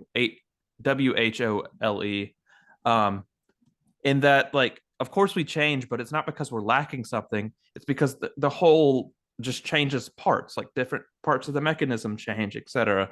And through that, a new thing is produced. And that's always happening, that we're all breaking down. We're all changing these parts. Desires are going to come, desires are going to go, desires are going to be replaced, desires are going to be new, etc. And through that whole process, new beings are created, new becomings exist. Is there anything you wanted to say on that before I'm going to start the next section by reading page 29 here? Yeah. I think that kind of gets to the heart of it. It's, he's the sort of the use of lack as a social control relies on assumption that there's like a finished thing that the human being is. In his book on Heidegger, the Open, it's called, Giorgio Agamben has this really lovely, opens one of his essays with a really lovely bit where he goes, like, the anthropological apparatus of the human constantly suspends us between like the sort of idealized human and the sort of animal human, and we're all somewhere in the middle, never fully ourselves. And it's this idea that it's kind of like, by positing this lack as ontological, you're kind of, or at least a lot of people are at the same time, either explicitly or implicitly positing the ideal human being, right? The human capital B being that's finished, perfected, all that. And like the use of lack to completely complete you, is between those two poles. And Deleuze is kind of going, no, well, Deleuze and Guattari are kind of going, no, the lack is produced, and there is no like final thing that if you add all the pieces together, oh look, there's your unity. And that gets to like the last section of the last chapter of this section, where they kind of make that explicit, that there's you've got changing wholes rather than like final Hegelian absolute done. Yeah, there is a final human and it's not here yet. But the next little bit, I do want to discuss the section on Wilhelm Reich. I hope I'm pronouncing that right. I'm sorry to the people that actually have read Wilhelm Reich if I'm pronouncing his name wrong. But this is literally my favorite quote in the entire book, and it appears on page 29 of the Penguin edition. This is going to be a little bit of a long one, and I might skip around a little bit to where my highlights are. The fundamental problem of political philosophy is still precisely the one that Spinoza saw so clearly and that Wilhelm Reich rediscovered.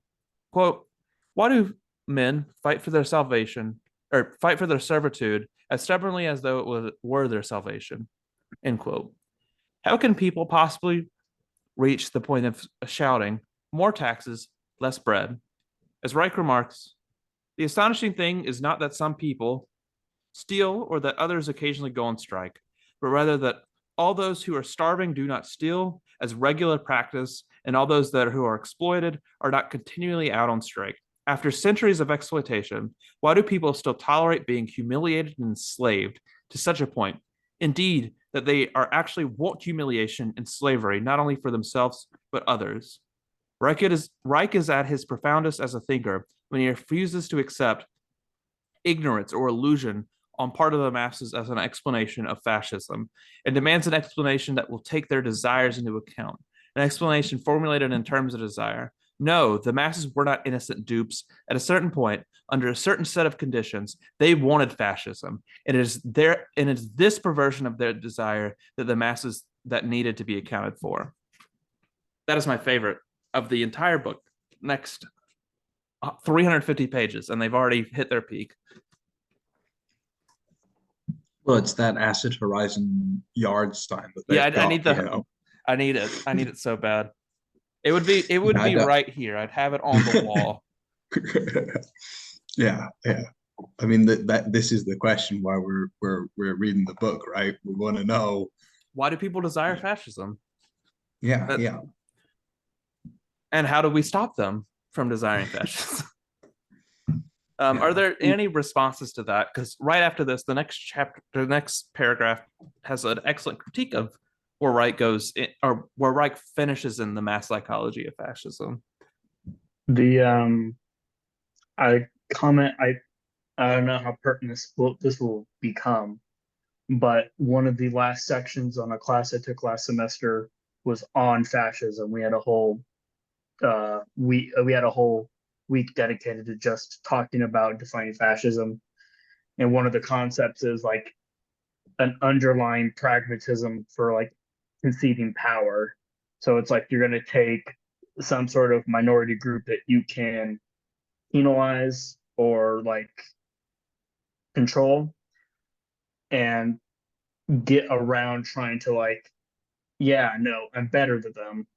And I had this idea in bed a few days ago where it's like it seems like they're trying to be like, look, I think it's everybody has this inner fascistic tendency to be like, yeah, I'm better than them. Like, fascism is not just a conservative outlet. You can have tankies that are doing a fascism too. And you can have these fascistic tendencies infect all parts of any political compass.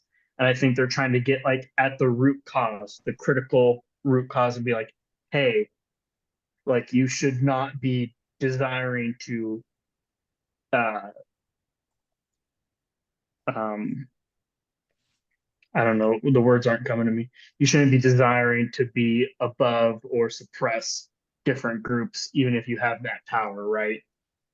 Like, I don't know, actual neo-Nazis and us being like, yeah, no, crush their skulls. That might be not the greatest move, but I don't know. I don't think that's a good comparison. But anyways, I'm going off on a tangent. No, I think you're completely right. It's like Foucault says in the preface, right? Being anti-Oedipal has become a lifestyle, a way of thinking and living. How does one keep from being a fascist, even brackets, especially when one believes oneself to be a revolutionary militant? And it's like Cam said, how do we stop them? But it's even deeper than that. It's how do we stop ourselves? Like, yeah, the like there's the Twitter joke about like the Hitler particles detected kind of thing. And it's like, yeah, actually you live in a sort of capitalist society in like the imperial core, which is like steeped in patriarchy, racialism, ableism, like eugenics is like part and parcel of basically all sort of dominant understandings of how the world works. And like, yeah, the latent fascism's there in everyone. Like you grew up in it, right? It's there. It's in everyone, and it's a really great. It's a really what they're doing is really important because it's kind of going, yeah, the masses weren't dupes, and they weren't dupe, and we're not smarter than them, right? We're not somehow like pure and devoid of fascism. It's a potentiality in everyone. Like the micropolitics is bubbling away at all levels. So yeah, no, I think you're completely right on it. Yeah, because Guattari even opens up his famous article, "Everyone Wants to Be a Fascist," with like, we should talk about this while we still can, because exactly what you said. We're not smarter than them. Like, just because World War II fascism is like not a thing right now, does not negate in any way, shape, or form the possibility for a new kind of fascism to rise up. Yeah, I love that they do center it kind of around desire, especially it becomes a more and more of a phenomenon every single year after kind of Bernie's campaign ended in 2020. And it was a little bit of a phenomenon slightly before, but kind of these like I guess far left wing people, not all far left wing people, the anarchists usually don't end up doing this, unless they become post left, and it's in a very different way. But specifically, I guess slightly more authoritarian Marxist Leninist types, the ones that you call tanky, slowly just becoming like right wingers. Um, I do kind of They've kind of discussed this in the final chapter and the introduction to schizoanalysis. I don't want to get us there too quickly because I know neither of you have read it, or none of the people in this chat have read it, other than myself, and that was a year ago. Kind of the talking about the revolutionary and reactionary, both conscious and unconsciousness, because you can have a configuration of any of the possible four. You can be a revolutionary conscious and a reactionary unconscious. And one of the things, I guess, you want this change, but you want it in such a way that is either completely individualistic that puts you in power, or is like this former mode of production in that you want out of capitalism, but it ends up being like feudalism in a way. That's the out. You want the guarantee that you will have a job, but it's a job that you're half a slave in, pretty much. That's an extreme example. A lot of it goes along with this weird, I guess, feeling towards international politics where you have to have this loyalty to certain countries. But I don't want to spend too much time on that. I actually want to get to the critique of Reich, because I've been reading this. I found it at a store in Asheville a week and a half ago. This is the Mass Psychology of Fascism. This is what they're quoting or at least referencing. And in the next paragraph, they begin it. I just want to read a couple sentences from the final paragraph on 29. Yet Reich himself never manages to provide a satisfactory explanation of this phenomenon, because at a certain point he reintroduces precisely the line of argument that he was in the process of demolishing by creating a distinction between rationality as it is, or ought to be, in the process of social production and the irrational element in desire, and by regarding only the latter as a suitable subject for psychoanalytic investigation. As we discussed earlier, kind of, I think we were discussing this when we were on 3, if I'm not mistaken. Just rationality is also kind of produced by desire in a way. Reich he's a little bit weird, if I understand him correctly. A lot of his, he talks a lot about sex economy and the importance of like sexual norms and how people view themselves both economically and socially. That's probably a gross understatement of what sex economy actually is. But regardless of that, a lot of the things he talks about in this book, in the first fourth, which is what I've read so far, or first third, which is what I've read so far, is kind of this like pent up, I guess, desire due to the fact of these sexual suppressions within the, I guess, the far right norms of the, I guess, the authoritarian family and the church is what he brings up as the two main contenders in Germany, at least. And kind of this, I don't know if I don't think Deleuze and Guattari take up this kind of view of I think they would take up kind of a similar view, but not one to one. But the sexual energy that is not able to escape through a, I guess, more normal sexual development in a young adult finds its routes in other forms in the church and through the authoritarian family and in fascism as well, in the historical moment of the 30s and 40s. In that, I think I agree with their critique as far as I've read this book, in that the best parts of this book is when he only looks at desire, when he stops trying to divide rationality from desire, and where he tries in a way where he implicitly says that the rationality of the people who end up becoming fascist or vote in a fascist like manner or go to the parties, I mean, it's all close enough to just label them fascist, I guess, in a way.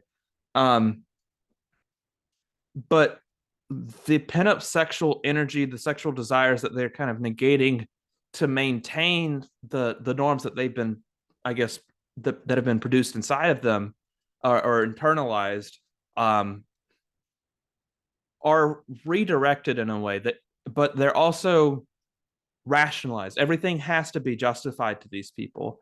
So the desire, the particular flows of desire they have to be justified in their head. So that creates a new both reality, I guess, and a rationality behind them. They have to justify their practical asexuality towards. Reich makes the distinction between genital and reproductive sexuality. There's just a total asexuality towards genital sexuality, which is like sex for pleasure. And everything is reoriented towards the pregnancy sexuality. I don't want to spend too much time on this because I know we've already been here for an hour and 45 minutes. But kind of, it is very interesting how far a good explanation Deleuze and Guattari can get out of this, building on this, and then get in here when just it's amazing how many different things click when you stop viewing rationality as separate from desire and view it in a way as it is produced by desire. Anything that me, my parents, the president of the United States, the people who live on the exact opposite side of the globe, anything they view as rational is the result of the assemblage of desires that they have experienced in their lives. They're trying to, whether it be trying to justify something or whether it be trying to maintain the reality they have, that rationality is just as constructed out of desire as literally anything else. That's all I want to add. I want to give you all time to comment because I know I've been ranting for like 8 minutes.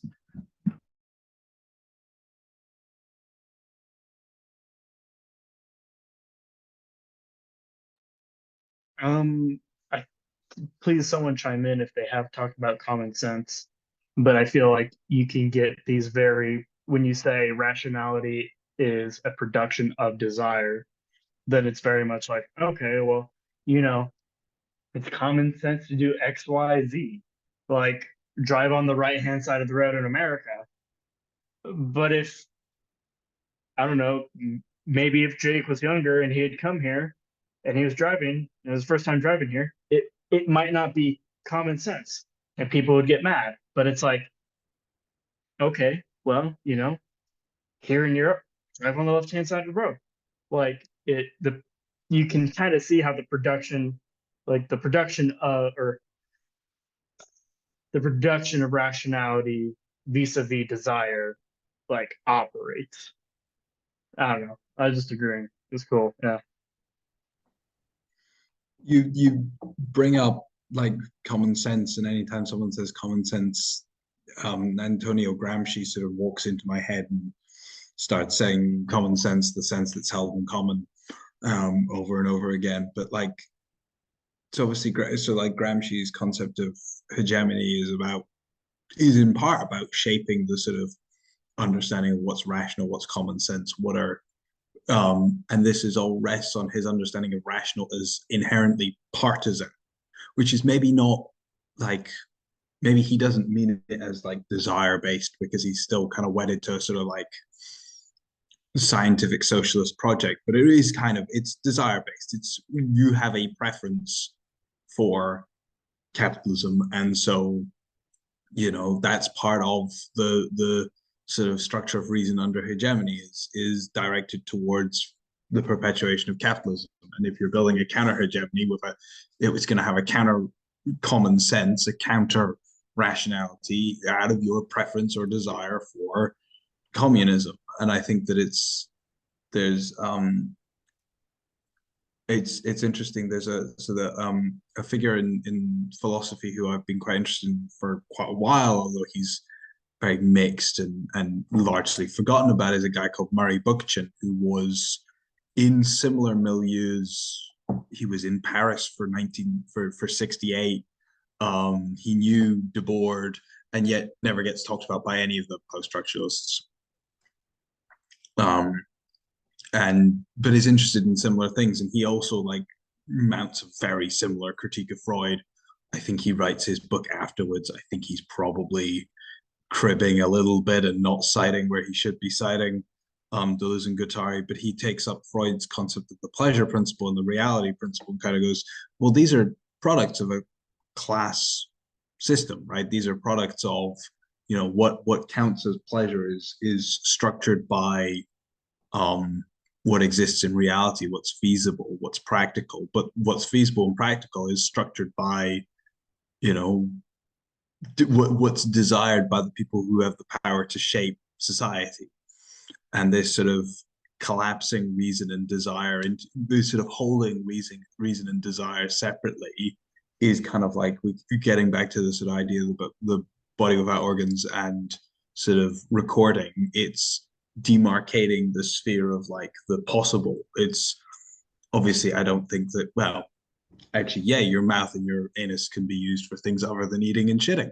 But the common sense reason is, yeah, well, exactly. And but the common sense reasoning is kind of going, oh, well, no, like this is the function, closing off everything. And I think that the sort of the from what I understand, Freud uses the reality principle to kind of discipline the pleasure principle. The pleasure principle emerges out of the reality principle, and the reality principle is based on what's real.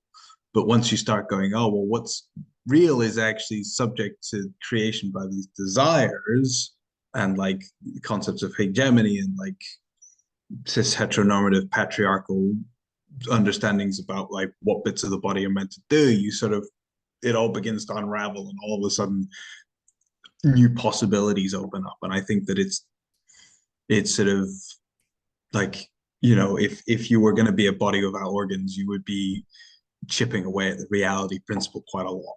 It almost seems like rationality in itself is this desire for reality, if that makes sense. And that, I guess, kind of taking it from Lacan's real, my interpretation is Deleuze and Guattari are kind of the philosophers of the real, not necessarily always the real world, which is kind of their concern, but in the real, the unconscious that is unrepresented, and that it's beyond just pure, it's beyond language, it's beyond easy representation. That's the part of the unconscious that they absolutely love.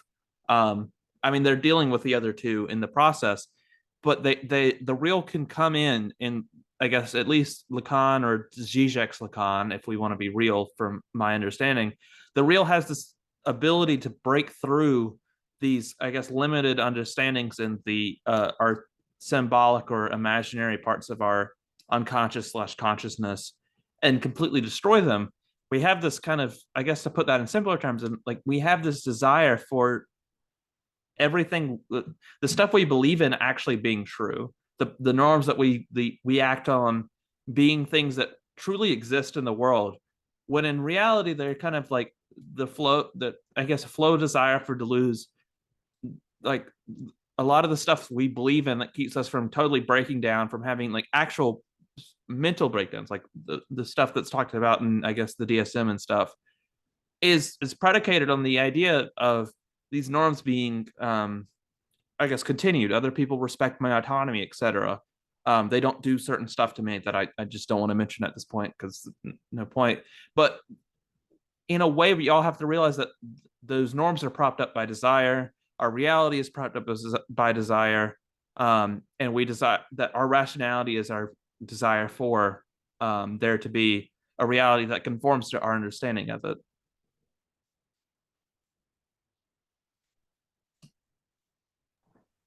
Yeah, that makes sense. The sort of I mean, like in a kind of not to psychoanalyze Kant. He's not in the room. He can't consent. He's dead. We can't know, but like he's if you look at his ethical project, it's very much like, you know, he denies the desire that everyone follow the categorical imperative at all times. He denies that. He's like, oh well, it's not really relevant whether other people are doing it. But you can definitely see this kind of like, well, if reason functions like a law, that feels like a desire for an ordered world that makes sense and follows from our experience. I think that completely makes sense. It's the requirement for reality to be lawful is in a system that's constantly producing sort of dislocations and decodings and crises. It makes a lot of sense for a sort of desire for a lawful reality, a reason. Yeah. I guess I was kind of like, I know they're taking issue with Kant, and I don't quite have the words to like frame how the critique would work here, but I feel like they are implicitly having a go at Kant. I mean, I guess, yeah, because that's kind of part of that is why I'm doing, as I brought up, like, what is it now? Almost 2 hours ago, kind of, I'm trying to make an ethical project out of Deleuze and Guattari here. The Anti-Oedipus is kind of already an ethical project in a way, but I want to, this is my starting point because I kind of do hate the rationality that is so used in ethics. Like, I want to understand ethics as it really is rather than some ideal version of it. Like, how do people actually believe they exist ethical lives? And what would because my personal view of ethics is kind of this deterritorialization, reterritorialization principle that they talk about through here, which we're about to describe, I think, in the next part. This fourth chapter is pretty much longer than I originally thought it is. It's just a very enjoyable chapter, so I got it through pretty quickly. But kind of desire as the basis for ethics as well is kind of pretty important to me, because that's how people actually function. If we want to truly understand ethical change towards being better people, towards being more expansive understanders, then it is going to be through desire, not through rationality, that we understand that. To change a fascist, you're not going to show them a graph of why being fascist is wrong, because they're not going to believe you no matter how true that graph is. It's, you have to be able to get into the desire and be like, and truly, I guess, introduce something that like just rips out all the cords that are keeping those fascist flows going, and being like, hey, this is the reality. You're hurting these people for no reason. Every pain you've been through has, I guess, there's no cause to it. You don't need this ultimate purpose to your life. You just have to realize that you're here with other people. Other people are hurting, but you can stop that. You can do something about it. You can join, I guess, this other cause, this opposite cause, that means that we can actually help people, and we can just, you don't have to, I guess, I don't know. I feel like I'm going a little bit on a rant here, but like, this is kind of the ethical project they can kind of lay out here, is that people are both created, but anything that they're created from is also, you can kind of reconfigure that totally. Everything is completely refigurable. Like, somebody might have been a fascist 20 years ago, but it doesn't mean they're not a revolutionary now in a way. Is kind of what I'm getting to. These, there's not something that permanently taints them. It's the at the moment. It's like, do they genuinely believe this? Does this go all the way to the bedrock of desire for them? Let me turn it. And Foster, you can start your video again if you feel like it. I turned it off because I'd. But the next section's on capitalism and how they understand it. I know we're running a little long, so Foster, any comments on this before we move on to capitalism? No, sir. Do you want to turn your video back on or no? I'm trying to, and it's still giving me the unable to. I'm assuming I'd have to probably like leave and rejoin. Just take your time. I can send a request and see if that helps. Sure. But the next section is on capitalism specifically. Okay, there we go. And this is probably about where you got the first time you read it, Foster, before it got too hard. But did any of y'all understand what capitalism, like constantly decoding flows and then like reorienting them? Any comments on that section? Just because I do want to make sure we at least discuss every section before we finish off Yeah. today. I thought that I can't remember if it's in this section or the subsequent section, but they talk about capitalism coming out of the encounter between, what was it, sort of deterritorialized labor and deterritorialized money. And I thought that that was the bit where it kind of made it click for me, where I was like, oh, okay, yeah, I can completely understand what they're getting at here. It's when they're it's equivalency, right? It's the, instead of things being rooted in place and I don't know, place and sort of communal kinship, feudal relations as they are prior to capitalism, at least in sort of like Europe. All of a sudden, everything is movable, fungible, equivalent, exchangeable, economic ration turned into sort of units of economic rationality that are can move around, detach, reattach.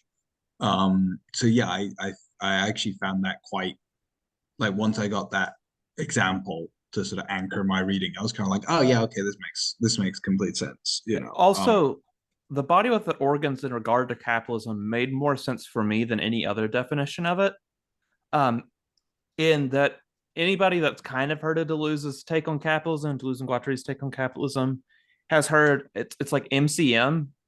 And I don't know if both of you have heard that before, but the body without organs for capital, if I remember correctly, if I'm using these terms correctly, is money turns into capital and capital turns into money and money turns into capital and capital turns into money, et cetera, et cetera.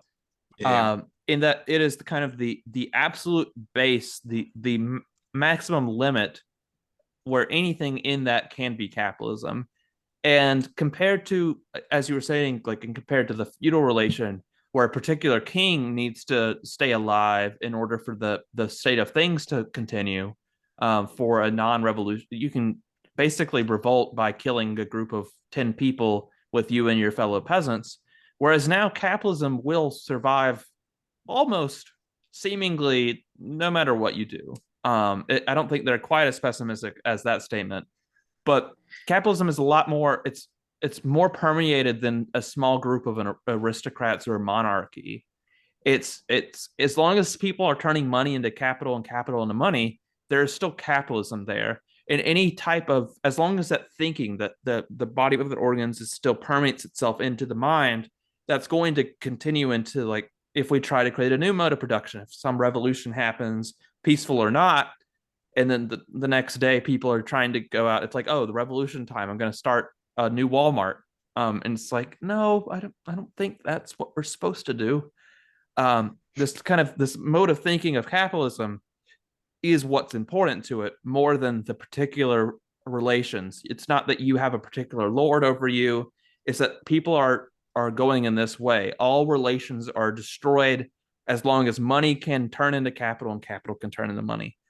The worker can work wherever, the boss can be the boss for whatever.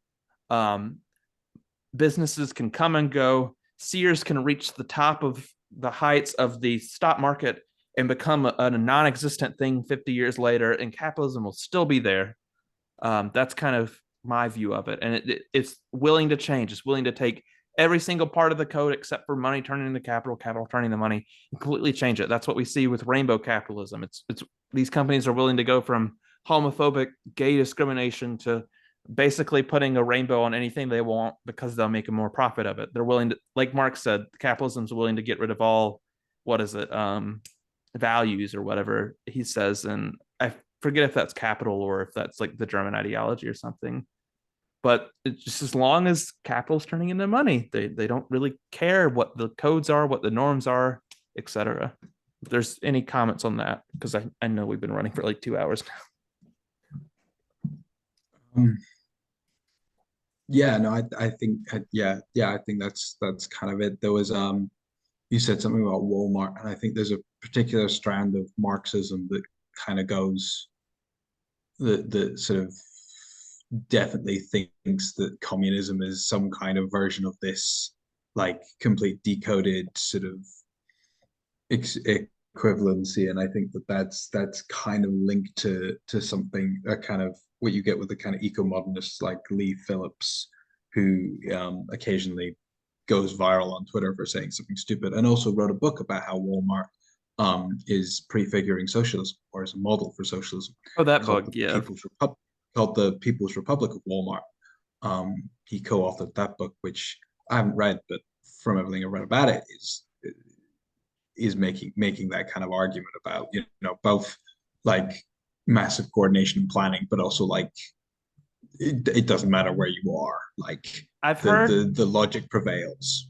I've heard the claim is that economic central planning is possible, and Amazon and Walmart have figured it out. Yeah, That's kind of my understanding of that claim. but if you accept that, you are like cycling back in that It's just capitalism. NCM. Yeah, yeah, it's like you've still got the sort of ultimate decoding with the base around this sort of single logic. One thing It I just do like, I'll give Foster a chance to talk to you if you have anything to say about this. But I guess one little comment I really like about this, um, I remember talking to somebody that's like a Leninist or a Maoist about it, and they completely disagreed. I forget if they were either of those strains actually. They might have been anarchists as well. One of those like three or four groups. But they were talking about like capitalism as like this kind of unified front. I just don't like viewing it that way. I don't think Deleuze and Guattari like viewing it this way.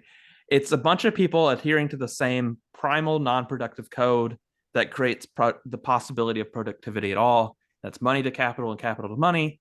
And you'll see different types of capital fight each other. Finance and industry capital are not necessarily friends just because they're both making money all the time. Industry capital really likes having cheap housing, while financial capital would really like every apartment to have a $3,000 a month rent. Because for industrial capital, cheap housing means that you're less likely to unionize. And just kind of having it as like the very, very base code is just as long as money turns into capital and capital turns into money for any individual, capitalism keeps going, means that you don't have to view capitalism as like a united bourgeoisie versus a united or a non-united proletariat. The bourgeoisie is divided in itself, but it has I guess a external unity placed upon it just by how the system overall operates. I think this gets back to the thing I was saying about earlier about like dialectics, is that like there was a, particularly during the Cold War, kind of understanding of like capitalism as a united front, because there was a sort of geopolitical capitalist bloc, and there was and so I think part of what they're critiquing when they reject dialectics is they're rejecting that idea that there's like this unified bloc that is you know, it has to be unified, and any contradictions within it are going to weaken it or bring it down. No, no. The as Foster has reminded us 3 or 4 times now, the intensities are always positive out of the 0 point. You know, the contradictions within capitalism, the antagonisms within capitalism, are not dialectic in that sort of orthodox Cold War Sovietological sense. They're you know, they're productive. Finance capital and industrial capital will fight, and you know what, it's they're not, neither, it's not like Godzilla versus Mothra, you know, these people are still going to get fucked over. Yeah, that's kind of one thing they do talk about is that capitalism functions by breaking down. That's the thing Yeah, they yeah, disagree with Marx. And capitalism's contradictions are not its endpoints, it's this new starting point. yeah. In that 2008 was just a new rebirth for finance capital. It wasn't the end of capitalism. It was just, oh, we can finally see that we have these kinks. We just need to use our surplus value here and here and get these laws passed, and then boom, we can get rid of the kinks for another 15 years or so. Yeah. And That's that's now what dialectical analysis tells us, because dialectical analysis has changed in meaning since when they were writing about dialectics, which again is maybe a problem with dialectical analysis, that doesn't mean a consistent just- thing across time. It got to learn it had a problem and got to fix it. That's basically their anti-dialectics. It's just like, this is going to break down, but the breakdown shows where the problem is, and the problem can be gotten away with without the central part of capitalism going away at all. Yeah. Is there anything you wanted to comment on this section, Foster? No, I just remember parts of it being like, yeah, this makes a lot of sense. And for the life of me, I did not like underline or block off any portions, but no. Yeah. Yep. Session 4. So 6 or 7 weeks from now, I kind of so the third whole chapter of the book is divided. It's called Savages, Barbarians, and Civilized Men. It's based on I think a book by Lewis Morgan or something like that. I forget who. It's basically a joke, but it divides ancient societies, despotic societies, and capitalist societies into 3 kind of sections. Our 4th session will pretty much be entirely on capitalism, so we can get a lot of these in a lot more detail, hopefully then. But then let's finish off with the machines with section 5 and the whole and its parts. Were there any comments for either of those? Because those are very related to chapters at the very end.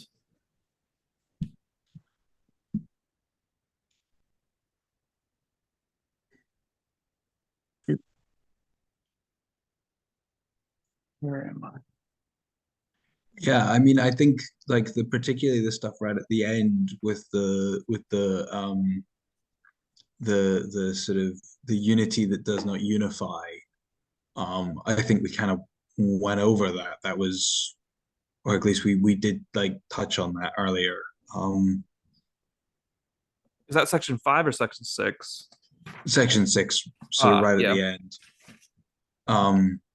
And again, it's like they're rejecting that kind of a priori unity that we can lack from ontologically speaking, and then it does nicely tie in with the rest of the section. I thought that was kind of my main thing. I also thought it was interesting because it's sort of there's the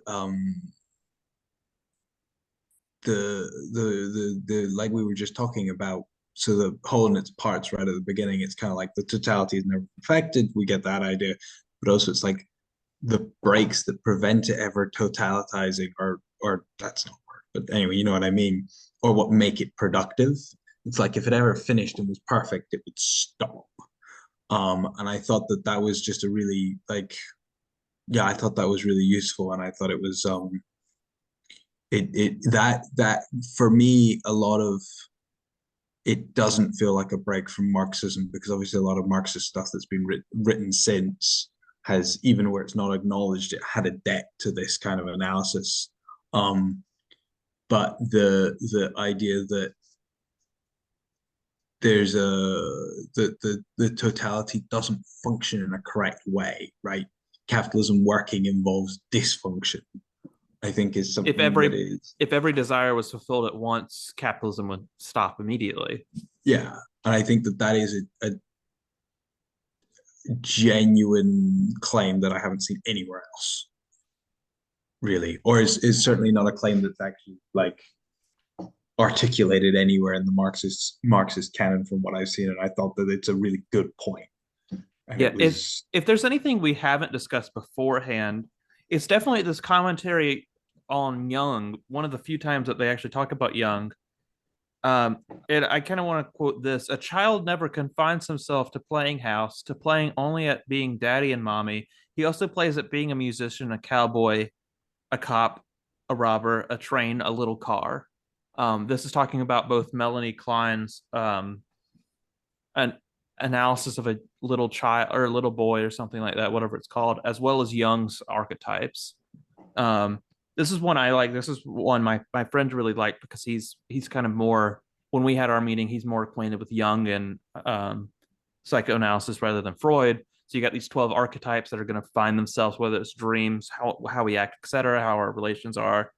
But Deleuze and Guattari are kind of like, no, actually, the child's not growing through these archetypes, it's growing through kind of these different desires, like how it wants to play is going to be different from these archetypes. It's going to want to be a cowboy. It's going to want to, like, the desire to play riding a horse, etc.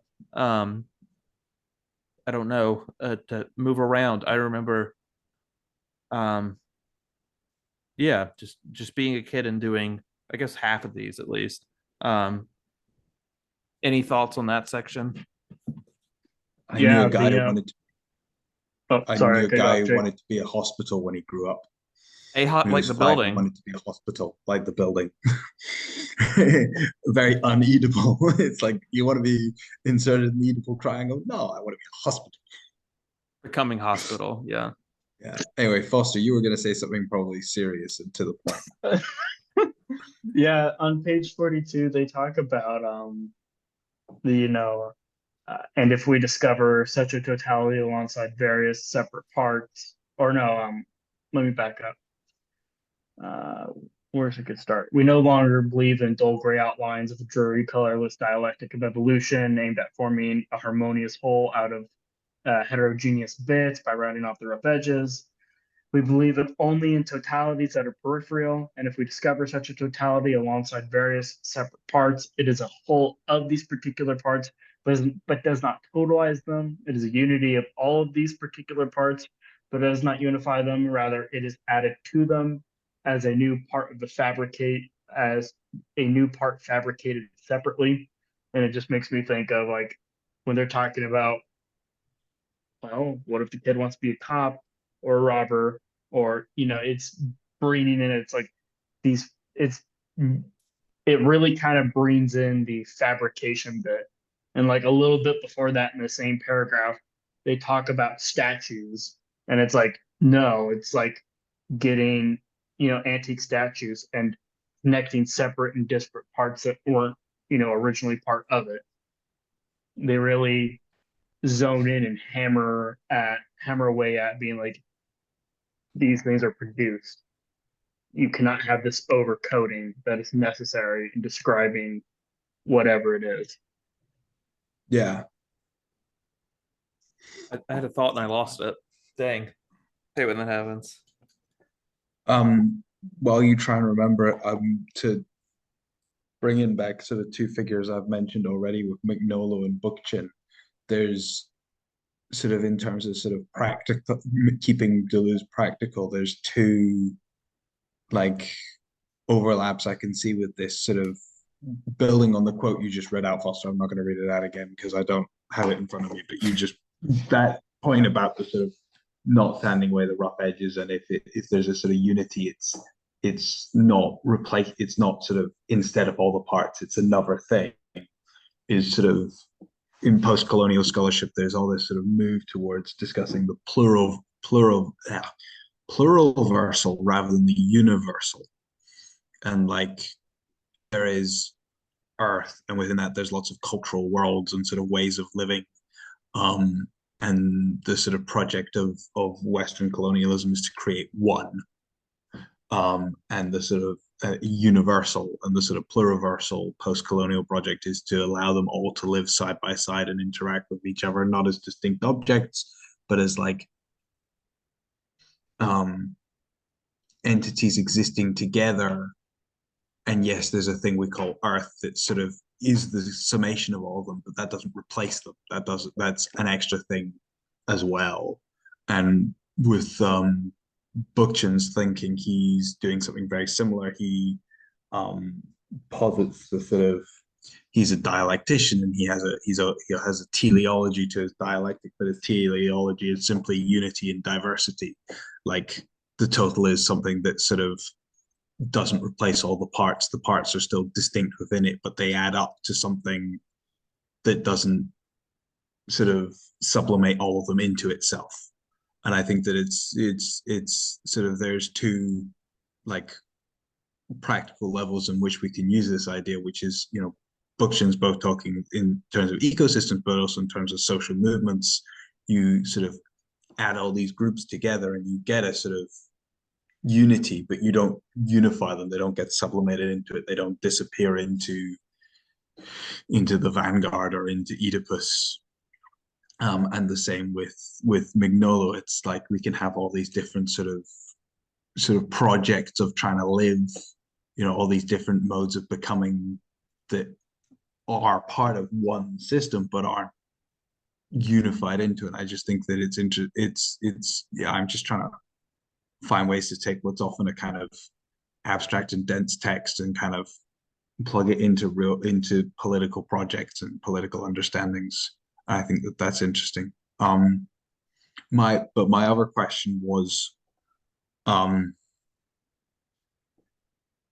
so they say here that they're an Oedipus, where the right at the end they talk about an Oedipus. They want to blow up Oedipus, and I'm just wondering, is Oedipus a desiring machine that actually, is it something that rather than being a framework that's, so yes, it's a framework that gets overlaid on everything, but is there, like, do people become Oedipal? Is there a desire to be Oedipal?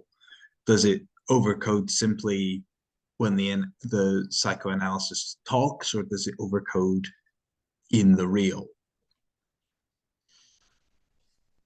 I think Because there's all these, I don't know if it Freud can't overcodes keep in getting the away real, with it. because I don't know if anything overcodes in the real, to be honest. Or yeah, In the symbolic kind of, yeah, because the I know they talk about the Freud hating Freud hating schizophrenics because they wouldn't be Oedipalized. I don't know if that's part of what chapter that is exactly, but I know it's in this first 50 pages here. But I guess beyond that, it's Melanie Klein is just such a good example because it is a whole book of her trying to basically Oedipalize this child by explaining literally everything in terms of Oedipus. I found that book. I didn't buy it at the one of the local like $1 bookstores that I have that's run by the library of the county that's nearby. And I'd open up to a random page. It's the analysis of the session she just had with the like little boy who is her subject, and like it's immediately talks about like the sexual feelings for the father, and I'm just like, you couldn't find another example. You couldn't find another interpretation for this. Like there was no other possible way to interpret this except for Oedipus. Like just I could randomly open up a page and you immediately first sentence start talking about Oedipus. Like, do not take a break here. That's kind of what they're talking about in the analyst room, but there's also so many other things that they want to talk about in that like the production of desire for Oedipus. I think Oedipus kind of can fit into the desiring machine because it kind of does have to. It's kind of a desiring machine or an organ placed into the brain or whatever. That makes you think that way because the wanting to, I guess, kill the father, do stuff with the mom, however you want to say what Oedipus actually actualizes as. Those are, I guess, if anything, those are desires in a Deleuzian framework or Deleuze-Guattarian framework put into the child. That desire has to be produced, and it is only produced at a contingent formation. I guess is the best way I can put it. I don't know if that's a satisfactory answer, but it's the best one I got. Yeah, I guess the push I was trying to make there was kind of going, this is materialist philosophy that's often dismissed as idealist postmodernist by people who haven't read it, and kind of going, there is a reading of it of idealism where they're kind of going, oh well, the Oedipus complex is just something that like psychoanalysts say, and the entire effect is in the analysis. And I'm trying to kind of go, like they're trying to explode it, but I don't think they deny that it ever materializes or that like people become Oedipal. Yeah, it because it's put on them, right? It just matters how those relations materialize. Within Reich, it would be like the authoritarian family with the patriarchal father kind of becoming the Führer and Hitler or Mussolini, kind of the reprojection of these structures. Not only, I mean, people really limit it to like the love of the mother by the son being reprojected onto like a future girlfriend. But there's so many others. There's multiple structures in Oedipus that if you become Oedipalized, are going to be reprojected onto the world. But there's also a way that you get raised that it's not Oedipal. And the psychoanalyst is just completely ignoring that. Within Reich's analysis, it's this like lower middle class that is more like most likely to exist in this authoritarian family, this Oedipal structure. Particularly, I think he talks about like farm workers for Europe, at least. I don't know how much that translates to America 1-to-1, even though somewhat similar circumstances in America by the time he's doing his analysis. But I guess any response or final remarks, because I do want to finish up soon. Yeah, it's 2:30 in the morning for me, so I want to finish. My point was just to kind of go, they're denaturalizing it and pointing it to it being produced. Like literally everything else, it's like it's something that's produced. Yeah. Any final remarks for the three of us? I think I've said everything I want to. I just kind of want to thank both of you for being here. We have another set on Friday. I will be there. You are not required to. Thanks for coming. For the people on YouTube, if you made it this far, thank you. I highly doubt barely anybody has, and if it is, it's a while back down the line, but that's beside the point. This is still an open reading group, and if it's past August, it's like past the end of August. If we're into September, this is not an open reading group. The reading group's over, but for the time being, for the next couple months, you're still able to join. How you can do that is going to be in the description below. I'll try to detail that the best I can. But we're going to have another session. Hopefully I can also release that. This one was really productive. Both of you were amazing and really helpful. I'm really glad I'm able to do this with so many people that actually genuinely enjoy reading this book. And see you later, hopefully. Thank you for coming. Thank you for having us.